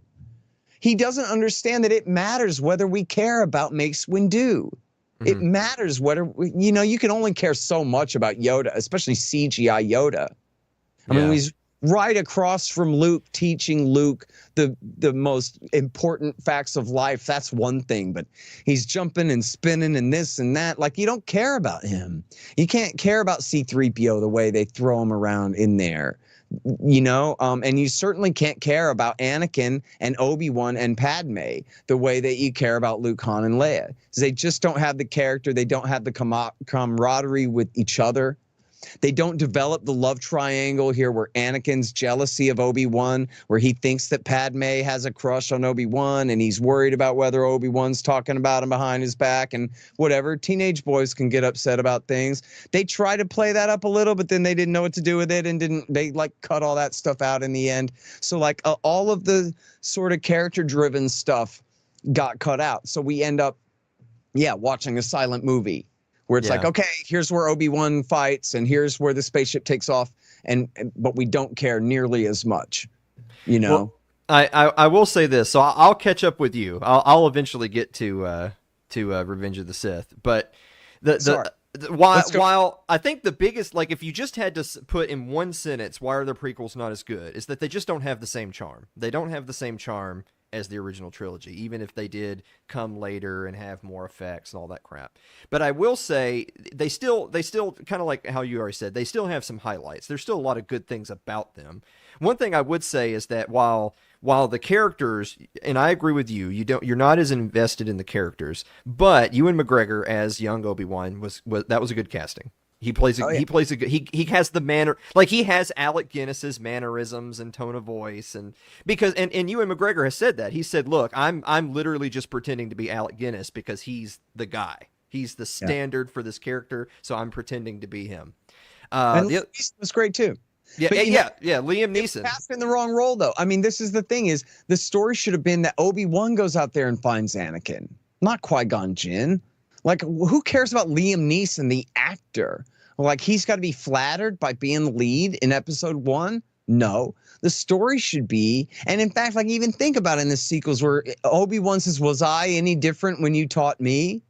But yeah, apparently so. Apparently he was like the squarest guy in school and never cut up whatsoever. And is the most by-the-book Jedi Knight of all. And it's his master, Qui-Gon Jinn, who's the reckless one. But that doesn't make any sense. It would be so much better if reckless Obi-Wan goes, hey, master, I got this guy. You can't say no to me, man. He's so talented. He's so bright. He won this race and got us a hyperdrive, and I pulled off all of this stuff. But you got to train him, dude, right? And then, but then the master dies. And Qui-Gon could have been a father to this Anakin, but he gets killed. And now Obi-Wan is stuck training a kid, but he's only a couple years older, so at most he can only be an older brother. He can't really be a father. And the kid never had a father anyway. He was a slave and only had a mom. And now he's only got an older brother and not a father who can really raise him right. And so now they're stuck in this thing, whatever. And then Obi-Wan's the star of the show. It's Obi-Wan and Anakin's show. But meanwhile, it's not even about Qui-Gon Jinn. It's about Liam Neeson. Almost like he's the Korean girl or whatever. We have to build this around pleasing this actor and his agent or something like that, and at the expense of the story, where it should have been all about those two, and Qui-Gon Jinn plays a more peripheral role. I think that was another big wasted opportunity in the story there, because Obi-Wan doesn't even really do anything in episode 1 until he fights at the end, you know? Well, one thing, and I want to get your thoughts on this too. So moving forward to like Clone Wars, we'll kind of like mash up Clone Wars and Revenge of the Sith, because that's the Clone Wars, right? So we'll mash that together. Something that I've thought about, it's one of those things, I didn't think this when I was watching them originally. I thought this way down the road, is in a lot of ways the prequels are about the ascendancy of the Sith, but it's paired with how the Jedi failed, where the Republic went wrong. And obviously, and I'm totally on point, by the way, with your thoughts on Yoda. I'm not totally against him being in the movies the way he was, but I think that they at least tried. I don't know, maybe they tried and failed, but I think they at least tried to demonstrate that he was great and he was powerful, and he failed. Yeah, because see, sometimes they do. Oh, you know what it was? And I was going to rant this, but I forgot. But see, I was a cab driver back then. And I would joke around with people in my cab that if Yoda would ever take a cab, if he would climb down from his ivory tower and just get a ride around Coruscant with a scumbag like me, I would have told him, obviously the Chancellor is the Sith Lord, dude. Can't you tell that? He's engineered this whole war. He's jerking your chain, pal. Any qualified conspiracy nut could have let Yoda know what's going on. But Yoda was too close to it. What I'm saying really is like that was already the case, but he should have just been even higher up in his ivory tower. And then it should have been obvious then too that was why he failed, was because he was so caught up in his special power to see the future and use the Force to find his enemy and all these things. But that the Sith had him blinded, and all those powers were not going to get the job done. Where regular people with no power at all, who were upset about the direction the Republic was going in, they could have told him what was really going on. Yeah. Well, it's the neocons. They're Netanyahu's men. Can't you see, you know? Yeah. Well, and so I think two big points kind of leading up into, okay, so Clone Wars, Revenge of the Sith. The first thing is you have that line from Liam Neeson, right jump off in the very beginning of the first movie. He tells Amidala, I can protect you. I can't fight a war for you. And what did the Jedi do 5 minutes later? They go fight a war. All right, so failing number one. And number two, and this is something that I thought years down the road that really kind of hit me like a ton of bricks that didn't hit me at the time. The Jedi, or the ideals of the Republic at large, but particularly the Jedi, is that they're supposed to be for peace. They're peacekeepers. We don't want to fight wars. We don't want to hurt people. We don't want to see people be hurt. I mean, that's why we're anti-war, right? We don't want to see people be hurt. It doesn't matter of picking winners and losers. I don't want people to die. And then what do? They find a clone army. What do they do 15 seconds after finding the clone army? Oh, they're disposable grunts. Send them off to die in a war. Yep. And so to get into episode 2, then there's so much stuff in episode 2 to go over. Now, I don't know if you've ever gotten into this stuff, but I wrote an article back in 2005 when episode 3 came out called Star Wars and the American Empire. It's at antiwar.com. And it was a companion piece to an interview I had done of Mark Thornton, the great Austrian school economist from the Ludwig von Mises Institute. And Mark Thornton had written an article all about the economics of episode 1 and how I totally agreed with him about this. It didn't really make sense the way they portrayed the Trade Federation. And there's actually a book that like tries to explain this in a way, whatever. I think Thornton's explanation of the Trade Federation makes the most sense. That they're not really a trade federation. They should essentially make more sense that they're contractors for the IRS. They're here to collect tariffs on behalf of the national government, but they're like Blackwater mercenary kind of a corporation hired to do it. And this planet is refusing to pay their taxes on these trade routes. And this is what's leading to the battle. Now, there's a book that takes place. It's all about, I forgot what it's called now. It's about Hago Damask, who was Palpatine's master.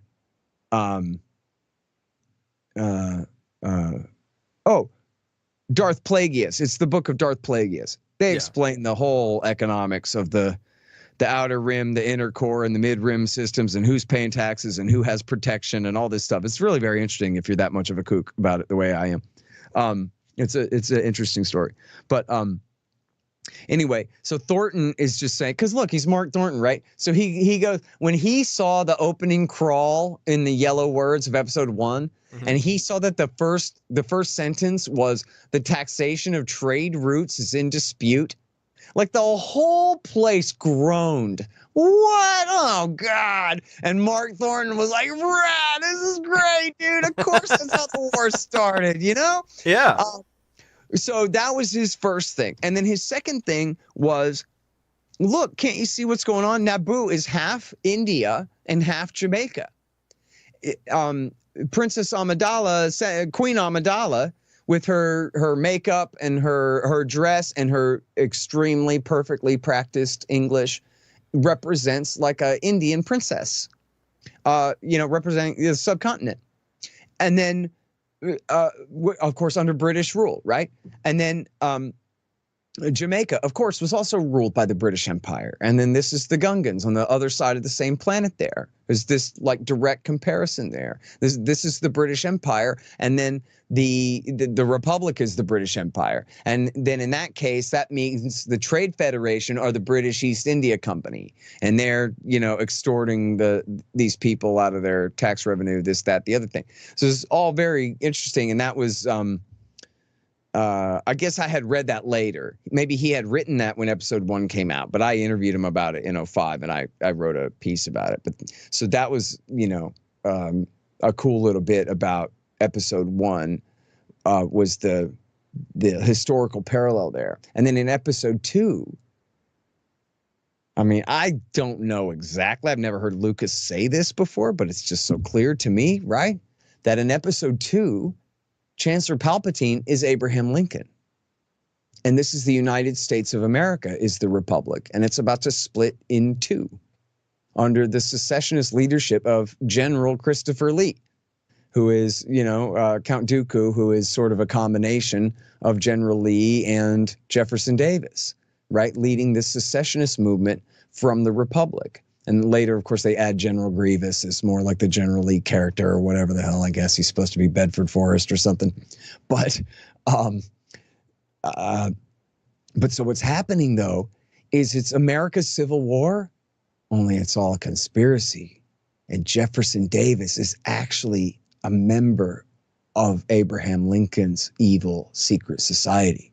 And Abraham Lincoln is his master. And Abraham Lincoln is working behind the scenes with Jefferson Davis to arrange this war. The South is going to secede so that the North can attack it, so that they can turn the Union Army and the Republic into the Imperial Army of stormtroopers at war forever into the American Empire. That's the story of episode 2. And that it was all a plot. Now, I'm not saying Lucas is saying that Lincoln was secretly the master of the South, but I'm saying that's the story in episode 2. As we find out, if you know the story well enough, you understand at the time as it's playing out. In fact, they kind of ruined it when they showed Count Dooku in episode 2 have a red sword. Again, he's got to fight Yoda, and he's got to do all this crap. But in episode 2, it shouldn't have been clear yet whether his sword is red or not. It should have been a little bit of a mystery, because the story is that the Republic is very corrupt. And this group of people, just like Princess Leia and her people, they're fighting against it. And Count Dooku, after all, was Qui-Gon Jinn, Liam Neeson's master.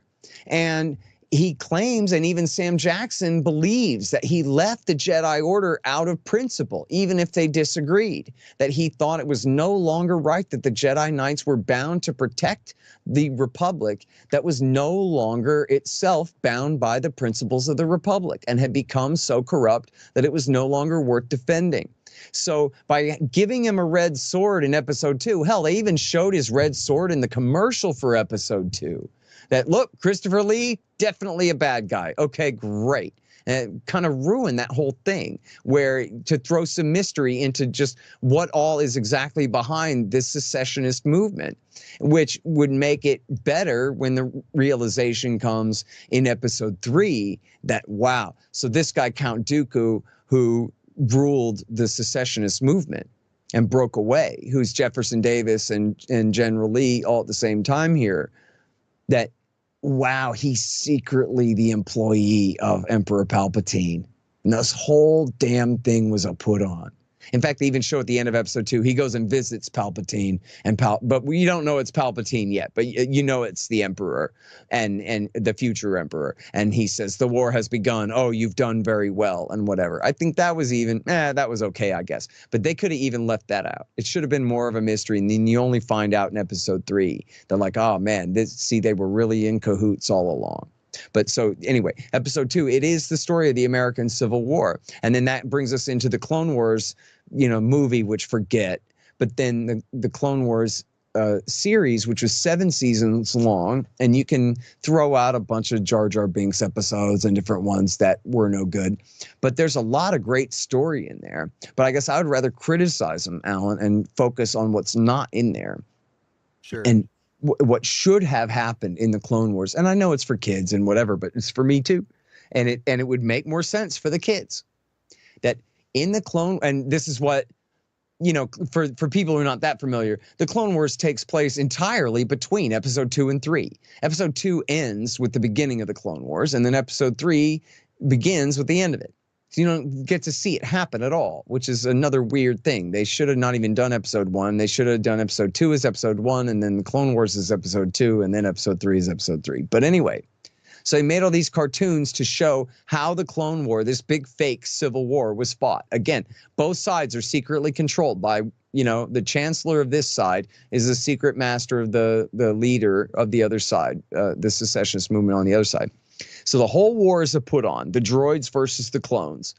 And what they should have done was they should have had more people, more alien races and people fighting with the robots. So the war is not just against the robots and like a few politicians who control them. It's the people of all of these worlds are trying to secede from the Union, and they want out, and they're fighting, and they are suffering and dying at the hands of the Republic that is enforcing, as they said, we will not allow the galaxy to be split in 2. We will save this Republic by force. You will not secede from the Union. You will die first, and we will reconquer your ass, as exactly Abraham Lincoln had as his policy at the time, right? And so then the whole way of the cartoon series for 7 years between episode 2 and episode 3, it should have been showing the Jedi Knights, led of course by Obi-Wan and Anakin, over and over and over again, compromising their principles. As you were saying, the failure of the Jedi Knights here is this: the only way they could lose to the Sith is because they were the ones doing the wrong thing. Yes. They conquered the whole galaxy with an army of clone stormtroopers that no one would ever be able to resist again. So whose fault is it when they got stabbed in the back that no one was there to protect the people from the stormtroopers that they had conquered the entire galaxy with? Them. That's whose fault it was. Theirs, right? And so what they should have done, and would have been so easy to do, and again, this is the story of America. It's supposed to be the story of America. They should have shown the Republic military becoming more and more like the imperial military that we recognize. Instead, they saved all of that until the last 2 seasons, which didn't even come out until later.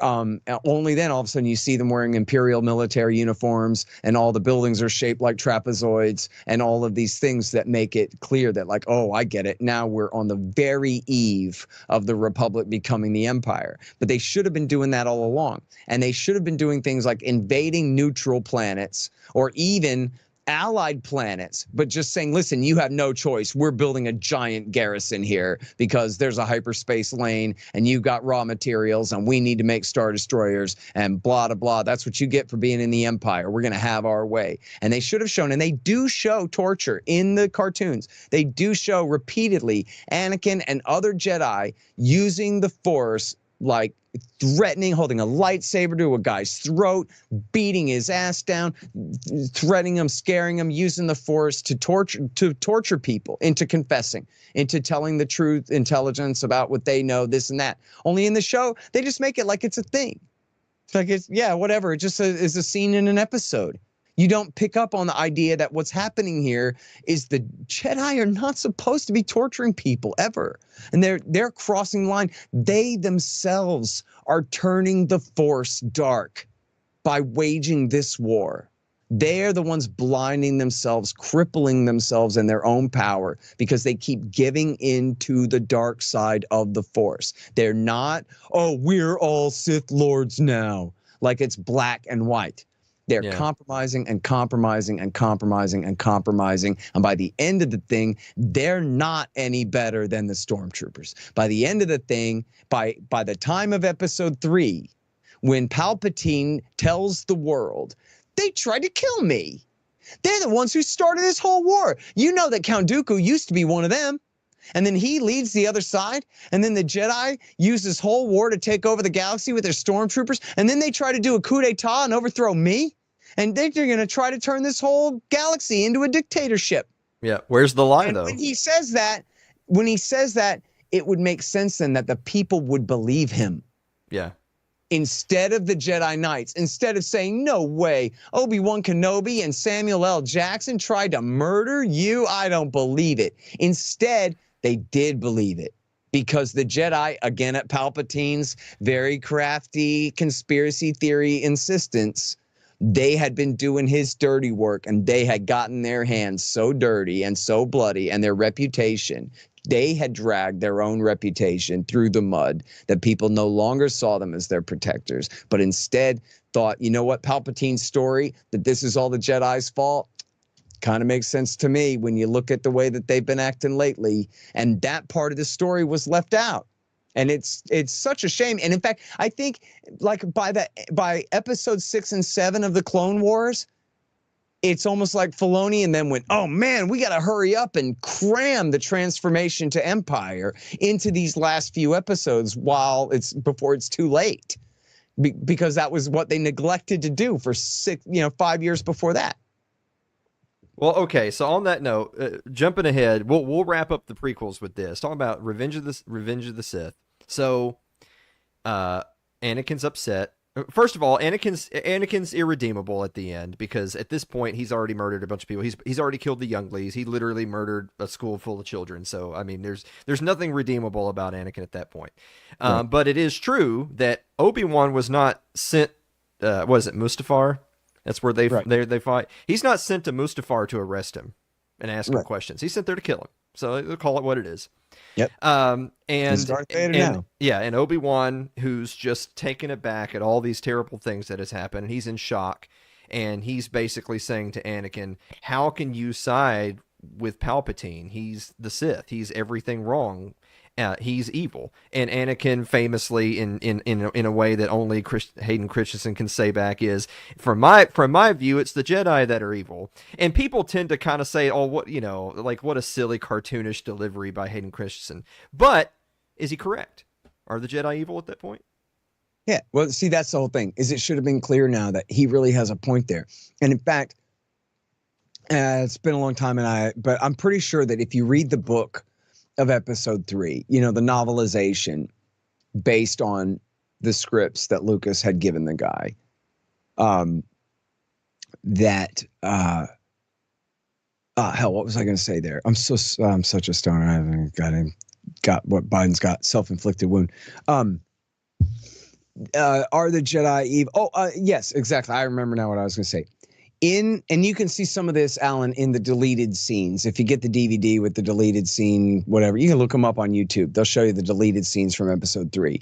And they had tried to develop the political story in episode 3. And all this got cut to the cutting room floor. It didn't make sense. It wasn't well done. And it didn't flow with the movie. And it was already way too long. And so all this got cut. But there's a scene, for example, where it's like the founding of the Rebel Alliance, and it's Padme Amidala meeting with Bail Organa and some of the other senators, and they're saying, oh my God, Palpatine has gone way too far. He keeps amending the Constitution like every day. We can't even keep up, and this is getting out of control, and we got to consider whether we need to move against him. And they go, and this is all in the book. They tell it actually pretty well written story the way, for this. And so the senators, the way they portray it in the book, it's actually great. It's like a tragedy because the way that they set it up is the senators feel like maybe they could stop Palpatine and overthrow him. They think maybe they have the votes if they could stand together and if they knew that the Jedi Knights had their back. If they knew that they had the support of the Jedi, that he is going so far now that we think maybe we can stop him. That we can call it like enough of this. It has to be stopped. And if the Jedi support us, all right, word up. Then, and this is one of the scenes too, you can go and see, they go to meet with Palpatine and they go, hey, we have this petition. It's the petition of 500. And this is like a show of force of the Senate. They're like, look, man, we want you to stop amending the Constitution, and we want you to promise that when the war is over, you're going to lay down your emergency powers, just like you promised in episode 2 and everything, and all of that. And he says, oh, yes, I'll take your concerns under advisement. Thank you very much, very patronizingly. And in the deleted scene and in the book, Anakin is standing there. Palpatine's already made his move where he's requested to the Jedi Council that Anakin come and be his personal bodyguard and representative of the Jedi Council, his representative on the Jedi Council. And the Jedi fell for it and agreed to this, taking the opportunity that they'll use Anakin to spy on Palpatine and report back to them, which, of course, in the story undermines his confidence in them. Rather than him being like, will do, sir, and let you know, in fact, he's actually very close friends with Palpatine and doesn't really see why he should prefer Sam Jackson and Yoda to Palpatine at this point. Meanwhile, he's standing there next to Palpatine. So when the senators come to meet Palpatine and threaten him and are hoping against hope that the Jedi Knights will take their side, there's the most famous and powerful Jedi Knight of all. Her secret boyfriend, husband, is the one standing there at Palpatine's side. And so they go, oh, crap. Well, there goes that. So they don't attempt to contact Sam Jackson or Obi-Wan Kenobi or Yoda or anyone else and say, listen, it's time for us dissenting senators and you Jedi Knights to put an end to this right now. We think we have the votes. Let's try it. And if you'll test it, if you will come before the Senate and say that you think it's really important, Yoda, maybe they'll listen to you, whatever. That opportunity's lost because Anakin, the chancellor's already made the move and had Anakin standing at his side by the time they call the meeting. And so it's like a big opportunity lost to stop him there. And then again, if people remember the movie, what happens is he reveals himself to Anakin. Yes, I am the Sith Lord. And Anakin figures out, although they don't explain, the dialogue is not very well written and they don't do a very good job of it. But if you're following the story closely, you understand that, wait a minute, if he's saying he's the Sith Lord, that means he is the secret boss, always was the secret boss of Christopher Lee, Count Dooku, the leader of the Separatists, and the whole war was a put on. Both sides were controlled by one guy. And Anakin lights up his lightsaber and goes, man, I want to kill you right now. And Chance pops and goes, well, maybe you should. And he goes, well, I'm going to turn you into the Jedi Knights. And he goes, well, you should do that. And so then he goes and tells Sam Jackson, this is again where they blow the line. And he goes, oh, Sith Lord, when the line should have been Sam Jackson saying, oh my God, the freaking Chancellor himself is the Sith Lord. Not he's under the influence of one. He is the Sith Lord, the literal commander-in-chief in charge of the armed forces right now. Holy crap. We have to get there right now before, obviously, the Jedi Knights are all stabbed in the back and killed.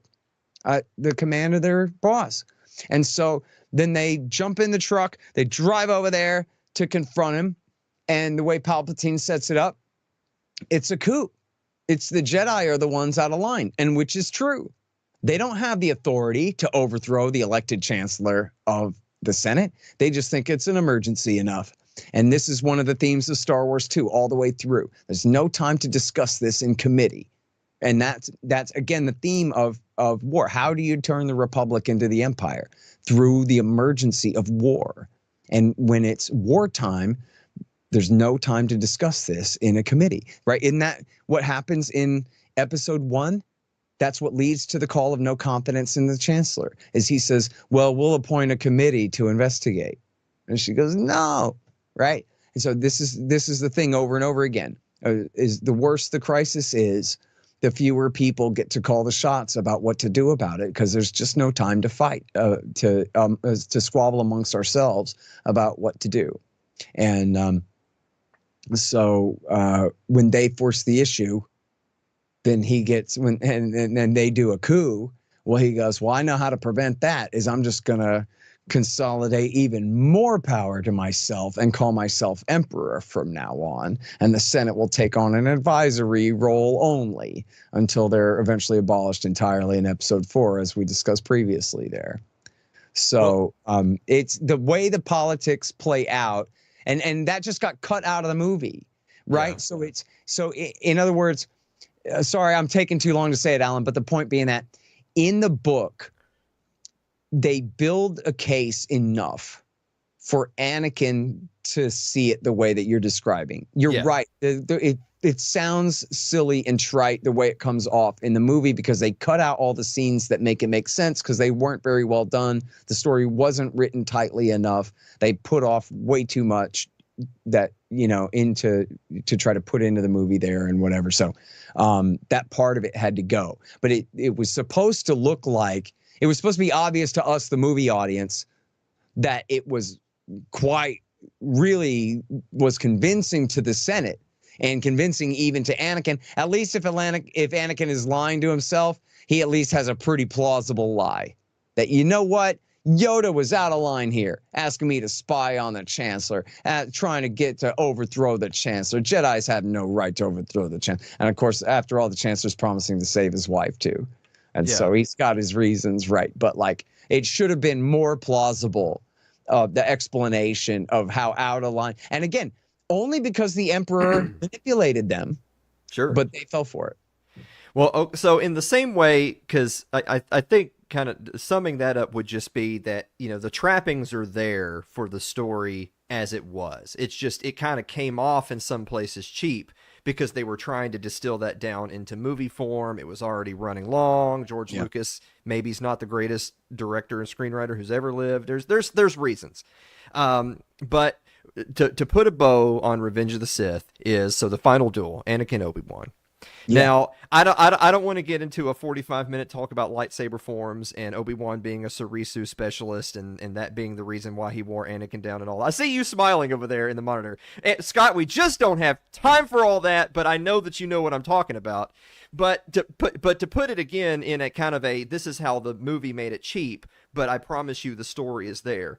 People who only look at prequel memes because they think they're funny will say, oh, herp derp, I have the high ground. That means I'm literally an unkillable juggernaut. Well, that's the cheap way that the movie portrayed what the reality was, which is, first of all, Obi-Wan's not a bitch. He's actually quite powerful himself.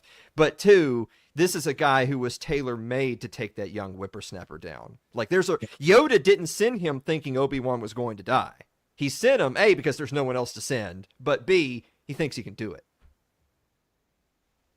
Yeah. Yeah, that's right. And look, you know, it's sort of like you said about the dinosaurs before. You know, when you're so convinced about the CGI and the power of the CGI and all that, it just takes away from the telling of the story. So you have them like flying around on these droids in a lava field and whatever, where like I can believe in Chewbacca, but it's very hard for me to believe these people's clothes are not on fire. You know what I mean? Like, this is just not making sense at all. Yeah, sure. They could have had the whole fight at the volcano without being like floating through the lava field and all of this stuff in a way that just was too, and he got Spielberg to do all that. And that should have all been, you know, cut down. You know, I don't know. It's all right. So I will say this. I won't push back on that part. I do think that they definitely went too over the top. It was too much spectacle. But I will say that I can appreciate the rule of cool. And since we're getting ready, because we gotta wrap this up. So, but we can't end without talking about Disney Star Wars. So that's what we'll do now. But the rule of cool was the Phantom Menace the greatest movie ever made? No. Was Darth Maul cool as fuck? Yes. Darth Maul's cool as fuck. All right. I'm down with Christopher Lee too, man. He made a great villain. Yeah, he did. Well, he's just an amazing person and actor anyway. But, you know, and you know, were the prequels as a whole, you know, like on par with The Godfather? No, they weren't. But you look at the choreography and the lightsaber duels from the prequels compared to whatever the fucking shit we have now is, and it's a totally different, I mean, it's not even the same stratosphere of skill and technicality and all that. So anyway, 2012 rolls along. George Lucas gets $4.05 billion and Disney gets Star Wars and Lucasfilm. And I vividly remember that day standing in the living room looking at the news. And I even remember thinking then, on the one hand, because everybody around me thought it was great. Because everybody around me thought, well, Disney's a huge company. They make a bunch of hit movies. And maybe this was kind of on the dawn of uber over-the-top woke, and we weren't quite there yet. But a lot of people believe that this was a good thing, because really they just wanted more of a good thing. Well, I like Star Wars, and I want more Star Wars. Therefore, this must be a good thing. And I'm not trying to toot my own horn and make me sound like a genius or anything, but I remember all the way back then thinking, even if Disney genuinely wants to do a good job, and even if they did genuinely bring in good people, no matter what beef you might have with George Lucas, he is Star Wars. And I remember, I mean, it was basically the same week of the announcement of the sale. Disney had already come out and said, hey, expanded universe, trash. Gun, we don't need that. Thanks, George. See ya at the ranch. As soon as I read that, I thought, this is dead. I thought it was dead before the first movie came out. Man. And, I remember reading that Lawrence Kasdan was writing it with J.J. Abrams. And I didn't know nothing about J.J. Abrams. And hell, I don't know nothing about Lawrence Kasdan other than he helped write the screenplay for Empire. Yeah. And I guess he had helped in some way with Jedi as well. And I just thought, like, here's a guy who's loyal to Star Wars, man. Here's a guy who helped with Empire, who's loyal to Lucas and that whole vision. And I remember reading an article about how he and J.J. Abrams were in, I don't know, Paris or somewhere in Italy or something. And how they spent months like sitting at this cafe, hashing out their ideas, taking long walks and talking, and just totally immersed in Star Wars, reading all Star Wars things and talking about all Star Wars things and taking notes and all this stuff. And I remember being like, man, I gotta have some kind of faith in this guy Kasdan, right? He's Lawrence Kasdan. He's not going to steer us wrong. And they know how everybody feels. And I'm sure you've seen these. If the audience never has, they kind of break your heart. If you don't want to have your heart broken, maybe don't watch them, but they're really funny and good. It's the Red Letter Media reviews of the prequels. Yes. Yeah. Where the guy just trashes the hell out of them. That was where I finally cried uncle and admitted I didn't like them. Fine. You're right. They suck. I don't know. So the idea was that they know that the prequels gotta be redeemed. In fact, the first line of episode 7 is, this will help to put things right, which is like a deliberate dig at Lucas, right? Like in fact, how do you like that? The first line of the movie is breaking the fourth wall to insult the guy who made up all this stuff. Yeah. Right. It was pretty goddamn weird take. And then as we discussed before, what was the choice that they made? Was not to continue the story of Star Wars. Yeah. To redo 4 as though you're going to improve on 4. And then, but there's a black stormtrooper. So it's like the quota. Yeah. And which I'm perfectly cool with a black stormtrooper, but he's not there just because like somebody thought, hey, let's have a black stormtrooper, just because like somebody ordered them to have a black stormtrooper or something, right? Like there's some woke quota that they had to fulfill. The same reason there's a Korean girl in episode 8. It's like, why is there a Korean girl in here?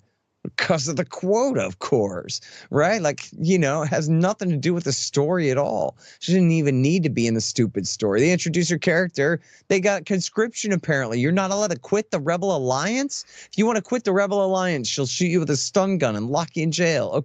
Okay, I guess. The whole thing is, but anyway, on episode 7, now you replace Luke with this pretty girl, and the directing is terrible. Right? Like, it's not her fault. She's some stupid girl doing her best to be an actress, but they're in such a hurry here. And they just got a girl from a very nice neighborhood, and immediately she's supposed to not just be a farm boy, but a completely homeless, abandoned, destitute person who's like, we're introduced her. She's sitting across from the tiredest old lady in the galaxy as they're attempting to polish these metal parts and sell them for a nickel, right? And yet she quite obviously is a rich girl who went to a very nice mall yesterday and is just not hard in any way. Like, you take the girl that played, what's her name, in Rogue One. Yes, yeah. If you put her there, I could believe that. Like, I don't know exactly what her upbringing is, but she ain't that damn spoiled. But this girl, Daisy Ridley, no offense to her, you could have introduced her in 1,000 ways, but you introduce her as a homeless person who lives in the desert by herself.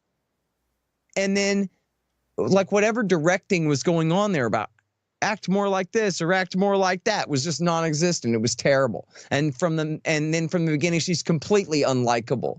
We're like, Luke Skywalker's a little off-putting when you meet him, but you're supposed to understand him to be kind of an annoying kid. And that's okay because he's going to grow up and this and that, right? But you're introduced to her and she's not charming at all. She's horrible. And she's like, the stormtrooper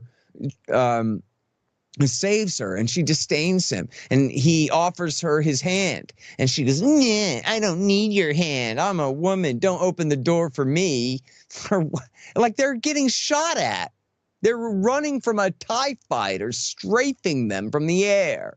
And she's going, "I don't need a man to help me up." What am I even watching? What is this crap? Who wrote this? And this is, so you're going to look, you could have done the movie and put a bunch of crap in it, but you're completely taking us out of Star Wars because you're rebooting the story. Yeah. Like who could have possibly thought that episode 7 of Star Wars, instead of being episode 7, would just be a reboot of 4? Yeah. And only now, instead of meeting charming Han Solo at the bar and getting a ride, now Luke is a girl and he somehow gets the Falcon and flies it all by himself. They go and meet this monster in this whole thing that is meaningless. And then, of course, the plot makes no sense at all, Alan, because when they meet Han Solo, instead of taking them to Princess Leia, he takes them to this bar on this planet. Why? Because you have to have a bar scene, I guess. And then what does he do? Instead of leaving the wanted droid, which they already know from the experience on the monster ship, that there's an all points bulletin out for a little orange droid. And now they know there's an all points bulletin out for Han Solo too. And then instead of leaving the droid on the ship with Chewbacca, he brings the droid right in the front door of this lady's bar. And then the first thing she does, he doesn't sneak in the back. She yells at him, "Han Solo," at the top of her lungs so that the whole bar looks up. And because he's going to go there in order to what? I don't know, find a ride for the girl and the droid to go all the way to who? His old lady or his ex-old lady who he's like, what, separated but not divorced from? Why are we here? Why do we stop at this planet? Why are we at this bar? Only because the script says so. It makes no sense whatsoever. Oh, because they had no idea how to get the lightsaber in the girl's hand either. So they had to come up with some kind of gimmick. Well, I don't know. How about this alien lady has the lightsaber? We don't know how. We don't know why. But she has the lightsaber. So we send the girl to the bar to get the lightsaber. Meanwhile, if you're thinking about this from Han Solo's perspective or from the lady who owns the bar's perspective, why is he walking in the front door with the wanted droid when he's the most famous man in the galaxy? And he must know that the fascist Nazi dictatorship guys are going to be right on his heels and blow up the whole place and kill everybody, which is exactly what happens. Why would he bring heat like that on the nice lady that owns the bar? No explanation at all. Not even sorry. Makes no sense at all. The whole story doesn't make any sense at all. Well, other than, the script says we gotta go somewhere so that she can get the sword, dude. Yeah. Well, quotas and because the plot demands it can pretty much be used to describe everything that Disney has done. But I want to break it down into like a few key things that ultimately are the things that I think many years from now people will look back. Hopefully all this shit gets retconned and thrown in the dumpster, but people are going to look back and there's going to be a few things that stand out. The first one is we talked about Luke first because he was in the original trilogy. He had a genuine hero story. Was he a little annoying at first? Of course he was, but he was a kid. He literally was a kid. He was right on the verge of manhood and then kind of a, you suddenly get more than you bargained for. You wanted to go on an adventure. Well, this is what an adventure is like. You get your hand chopped off and you have emotional and physical scars, and because that's what war is. But then the hero's journey comes full circle, and he conquers his demons, and he fulfills his destiny and all that. But no one in their right mind would ever consider Luke Skywalker a Mary Sue. You don't have a robotic hand to be a Mary Sue. That's just how it is. But then you have Daisy Ridley as Rey. Rey is the biggest Mary and explain Sue. Mary Sue for people who don't know what that means. Yeah, What is that? so Mary Sue, for people that are, thank you for saying that. So a Mary Sue character is one who really, in which Rey is synonymous with this perfectly, is they're perfect at everything. They're great at everything they've ever attempted. They always make the right decision. They're always the one, the strong, independent, in this case, female character who overrules everyone, who leads everybody, and who is the catalyst for everything good. They don't make mistakes. There's no moral gray area whatsoever. But most importantly, they were born that way. They just are the best because they are the best. In other words, Princess Leia also flies the X-Wing and blows up the Death Star. She doesn't need to let the boys do that for her, kind of deal. Yeah, exactly. Yeah, if in the original movie, Leia was the one, because she wants Ben to come rescue her because they have that prior relationship. But if it turns out Ben's looking for Leia so he can give her the lightsaber and say, well, we found you, great, and now the real story can begin, that would be a Mary Sue. Yes, absolutely.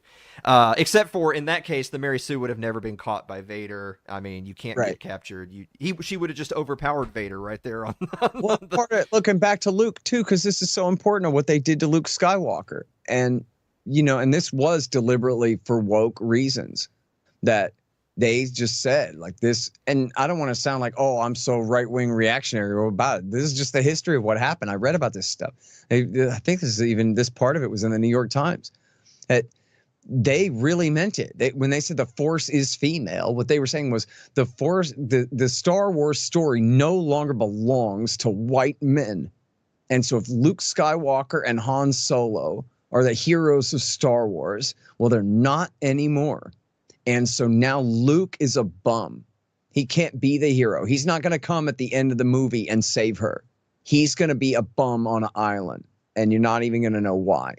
And Han Solo, instead of being the kind of not quite fitting in but trying his best first husband of the chairwoman of the galaxy, is also now a bum and a loser and a smuggler again. And both of their arcs are canceled. Neither of them made good. Han Solo didn't go from smuggler to hero and savior of the galaxy. And Luke Skywalker didn't go from farm boy to hero and savior of the galaxy. They're both just a couple of schmucks because, here a little bit of time has passed, and never, Alan, never, ever, ever meet your heroes because they're always scum. That's the story. And that's just completely stupid, and it ruined it. It just completely ruined the movie. And all three of them, of course. Like, how could it not be that Han and Luke are heroes, and that Leia is a hero, and that the three of them are close and friends, and that they're doing fine? Of course, they got to pass the baton off to the new generation and everything, but you got to just completely beat the hell out of all of these characters. And then also the politics of the thing makes no sense at all. Like this Abrams and Kasdan, I mean, they just completely blew this story. And I get it that some of this was cut, but it still wasn't going to make sense anyway. Where they were going to have to try to explain somehow, where after Jedi, the Republic conquered the entire galaxy, liberated the entire galaxy, destroyed and drove out the Empire, and then completely disarmed and renounced what it means to be a state, which means to control a monopoly on force and have a giant fleet of not Star Destroyers to threaten you with, but very, very nice aircraft carriers here to protect you, right under the new Republic. Instead of that, they completely abolished themselves, and they're not even on Coruscant anymore. Now they have like a rotating planet, and nobody knows why. Nobody cares. It doesn't make any sense that they move the planet capital around. I don't know. Nobody cares. And then what is the only armed force of the good guys? Well, I guess J.J. Abrams and Lawrence Kasdan one day in Paris, sitting at the cafe, decided, well, geez, we don't really want to deal with the problems of Leia trying to run a republic. We don't want to have the heroes deal with the problems of trying to be a government while not being an evil empire and the challenges that they might have to face. Of course, a perennial story in Star Wars is too much freedom means too much organized crime under the Hutts and whoever, Black Sun and whoever. So you always need just enough government to at least keep the very worst of the black marketeers out, and this kind of theory, this kind of something like that. Show that. You could have had, that was what Lucas had planned, was that they were going to be facing the criminal organizations, and it would be, something like that. As the leaders of the New Republic. And so they took the New Republic away from Leia. They took heroism away from Han and Luke. And then they made Leia what? They made her Eric Prince, right? Where she's now the head of her own little Blackwater, with her own private militia. That's just her and Admiral Akbar and a couple of old washed up guys from the old days, just a few of them. And they have nothing like a Republic fleet. And then meanwhile, guess what? The Empire's back, and they built this massive First Order with all the firepower to take over the whole galaxy with, while the Republic sat there and did nothing.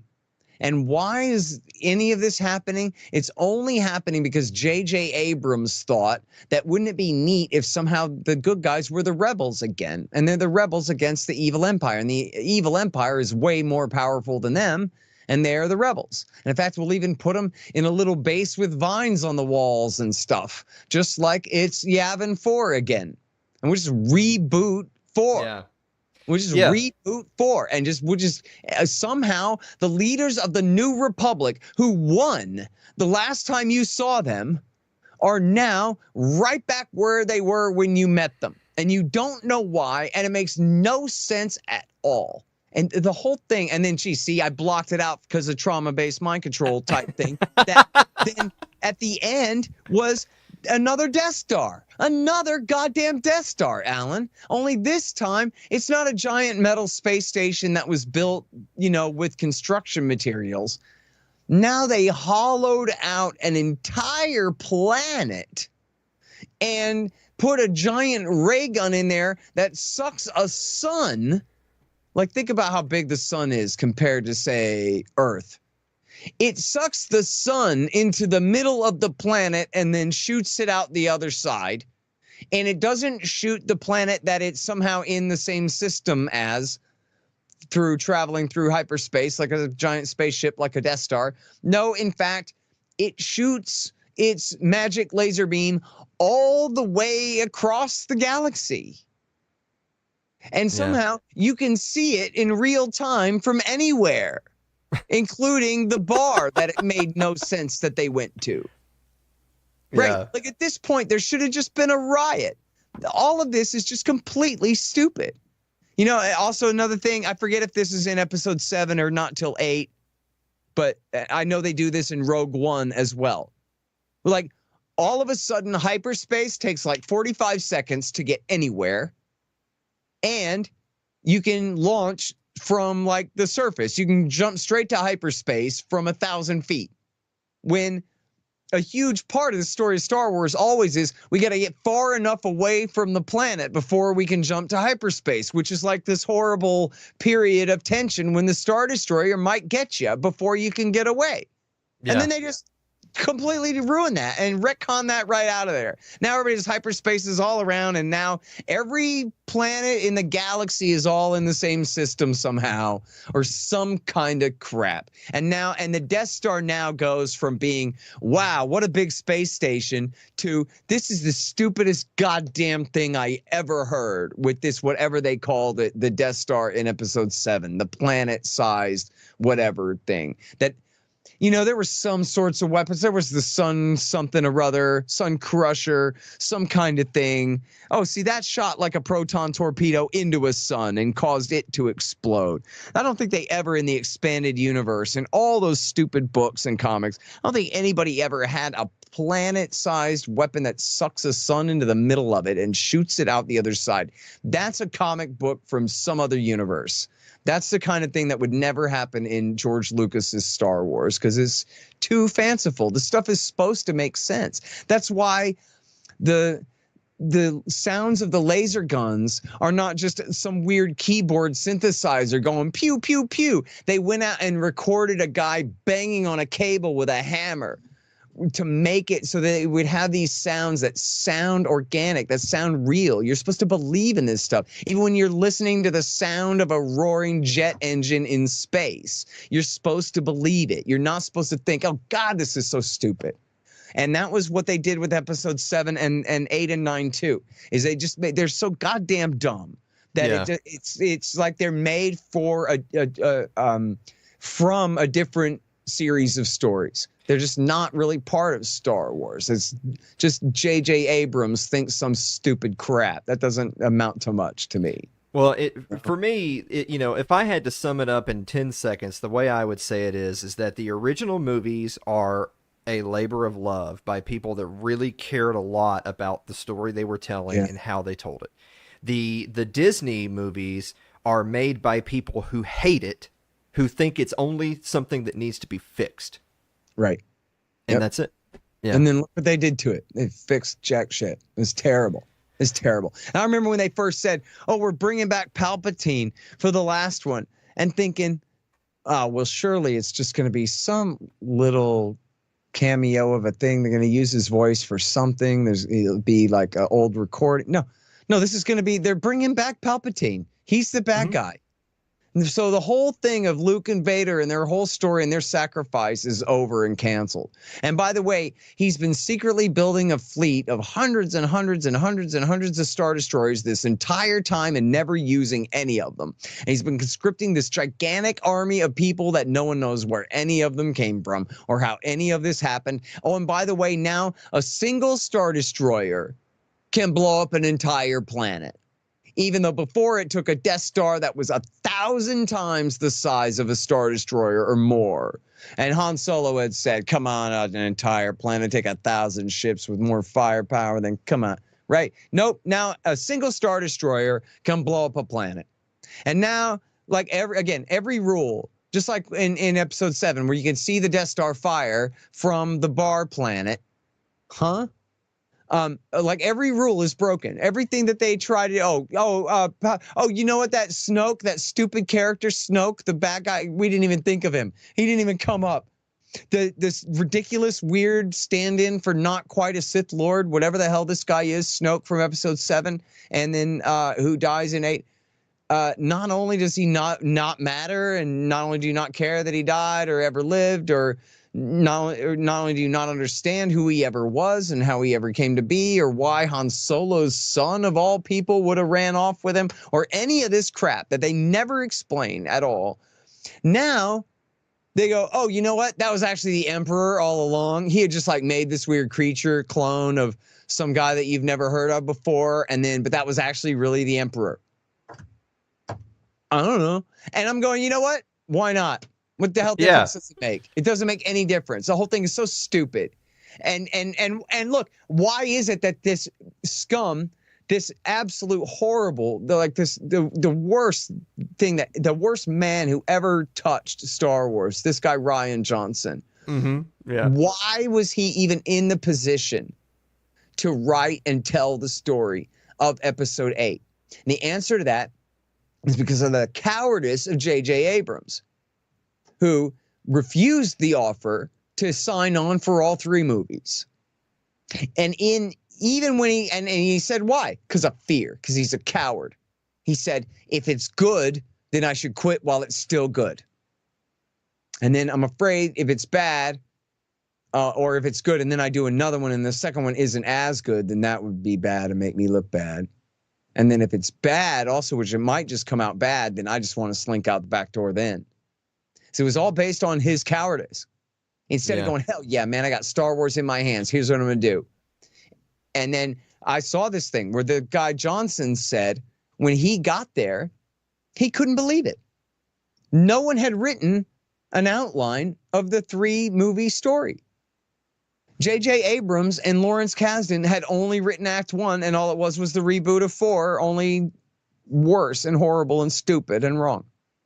Yeah. And then, so Rian Johnson did not have, okay, well, I know that the plan is that in episode 8, at least this, and this happen. That way, in episode 9, this is the way it's going to resolve, is this, and this. That makes sense. Okay, so those are my boundaries. Now I'll write my movie within that. He didn't have that. He didn't have anything. J.J. Abrams had left him nothing. So what have I got? I got a complete idiot, horrible loser director being run by Eric Cartman, the executive producer, late. Kathleen Kennedy, and I got Luke Skywalker is a loser and a bum on an island all alone. Han Solo's a bum with Chewbacca out failing at smuggling. I got a republic that has no army, and I guess what already got blown up at the end of what republic there was mostly killed at the end of 7, right? And so, so he's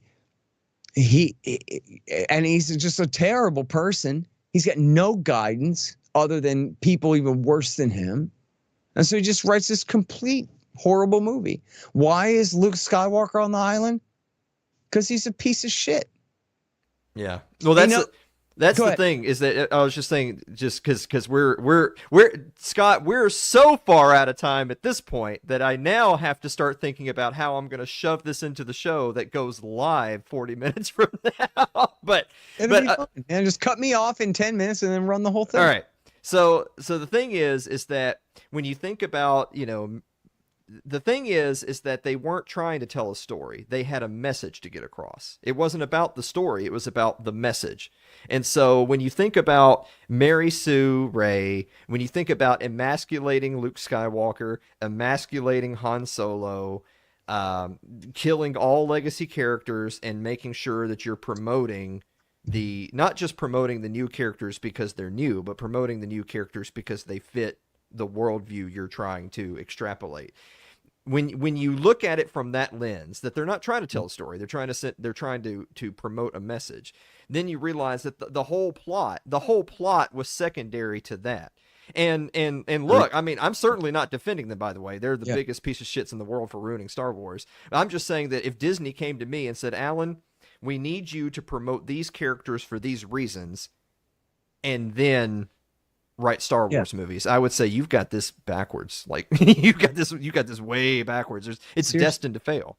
Well, look, it was, as I say, it was always political. It always had a message, but the message was anti-imperialism. The message was that, again, there's no time to discuss this in a committee.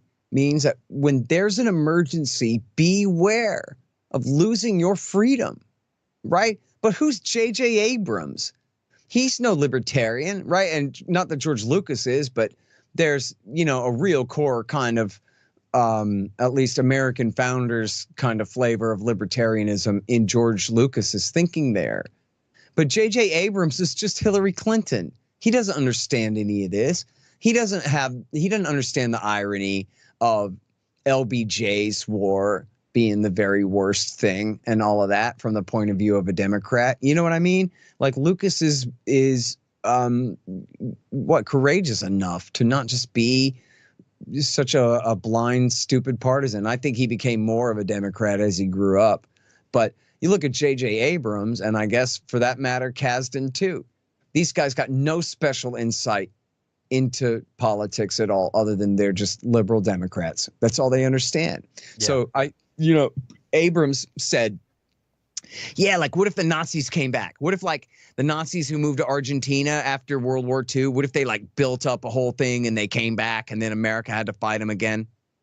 Right? Yeah. He doesn't understand that America is the empire, not Germany. This is about America. And that was what the warning is about. So they didn't even understand the damn story themselves in the first place. And then, as you say, they go to push the message, but then the message is a muddled bunch of crap. It's just be woke and whatever. I don't know.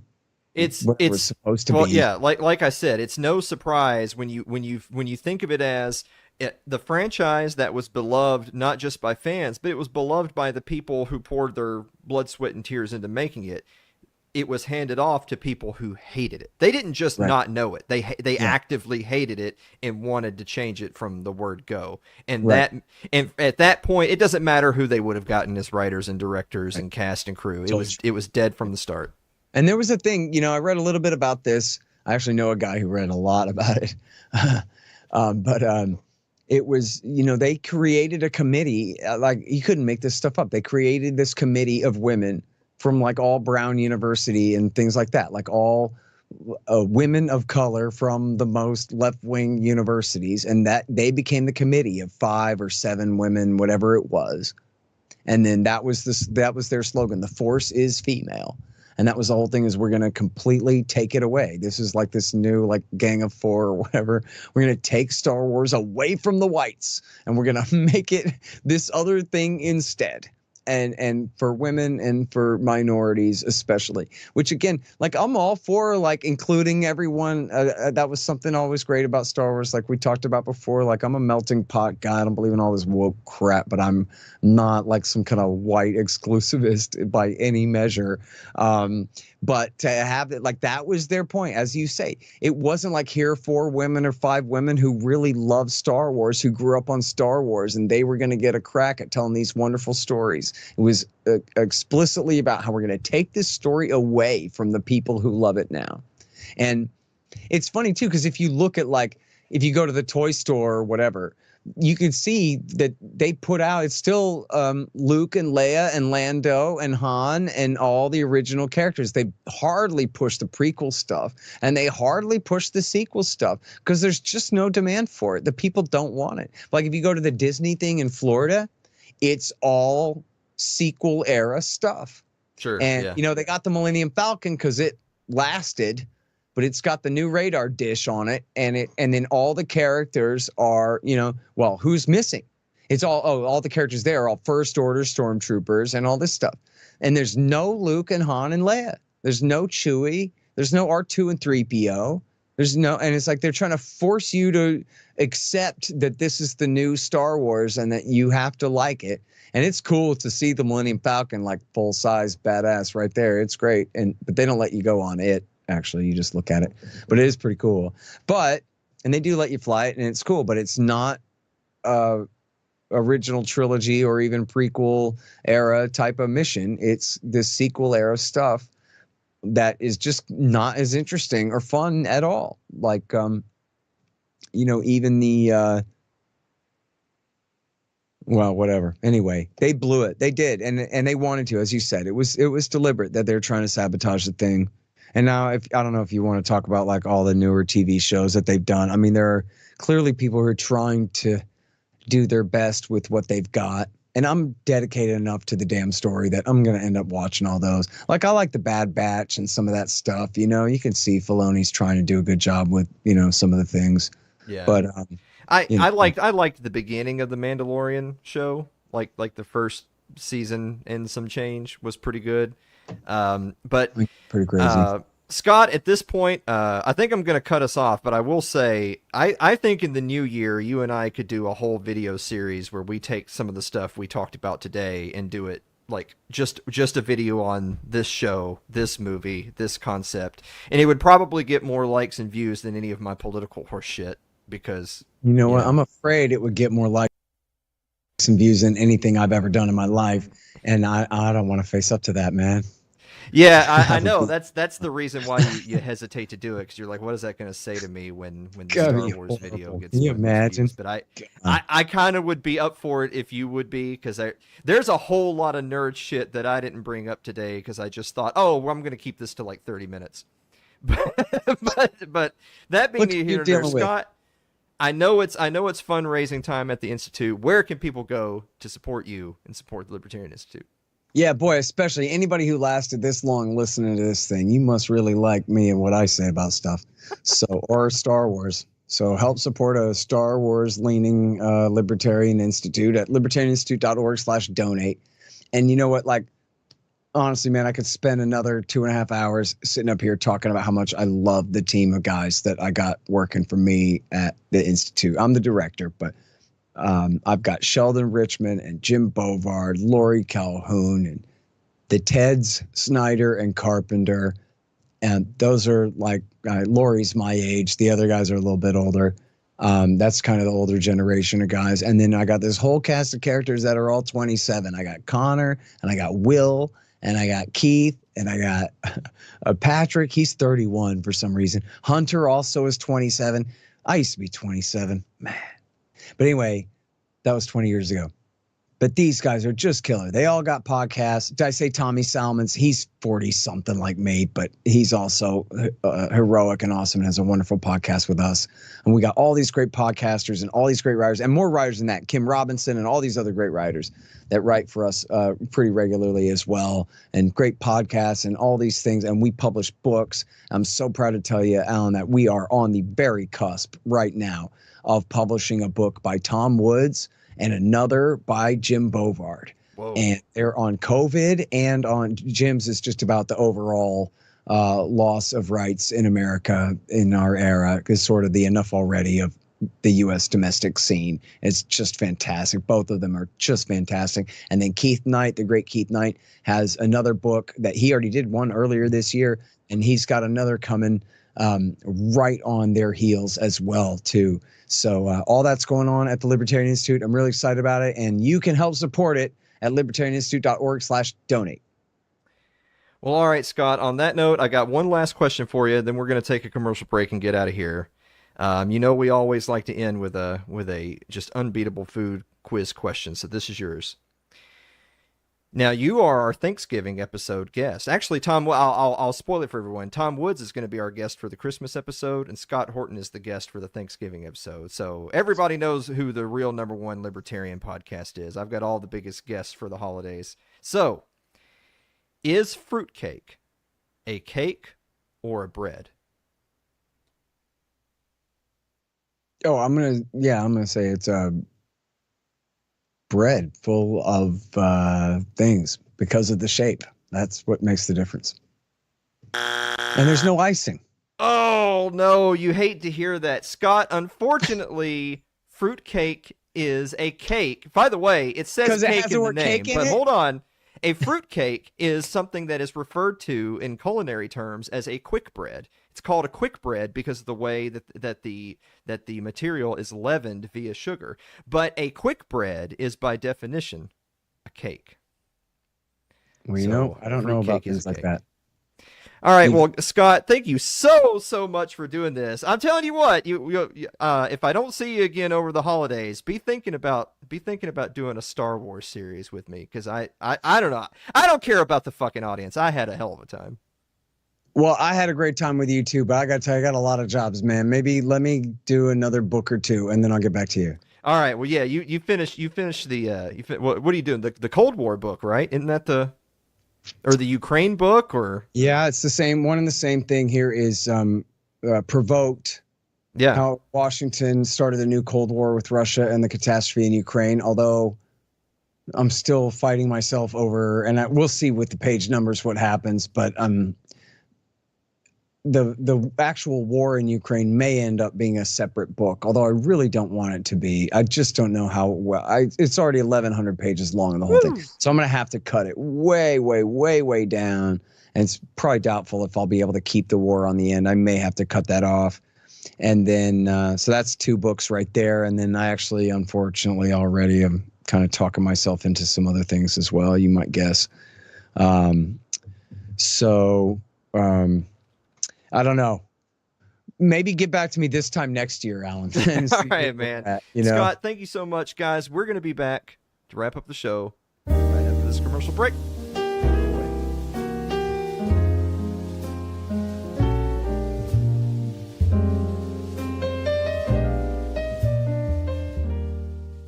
If you're enjoying tonight's show, consider supporting the program by becoming a member of our Patreon. That's over at patreon.com/Alan Mosley.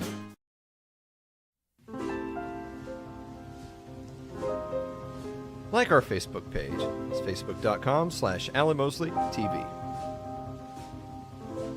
You can follow me on Twitter, twitter.com/AlanMosleyTV. Subscribe to our YouTube page. It's youtube.com/AlanMosleyTV. But if you're more of a listener than a watcher, get us on your favorite podcasting platform of choice thanks to Spotify. It's Too Late with Alan Mosley or Alan Mosley TV.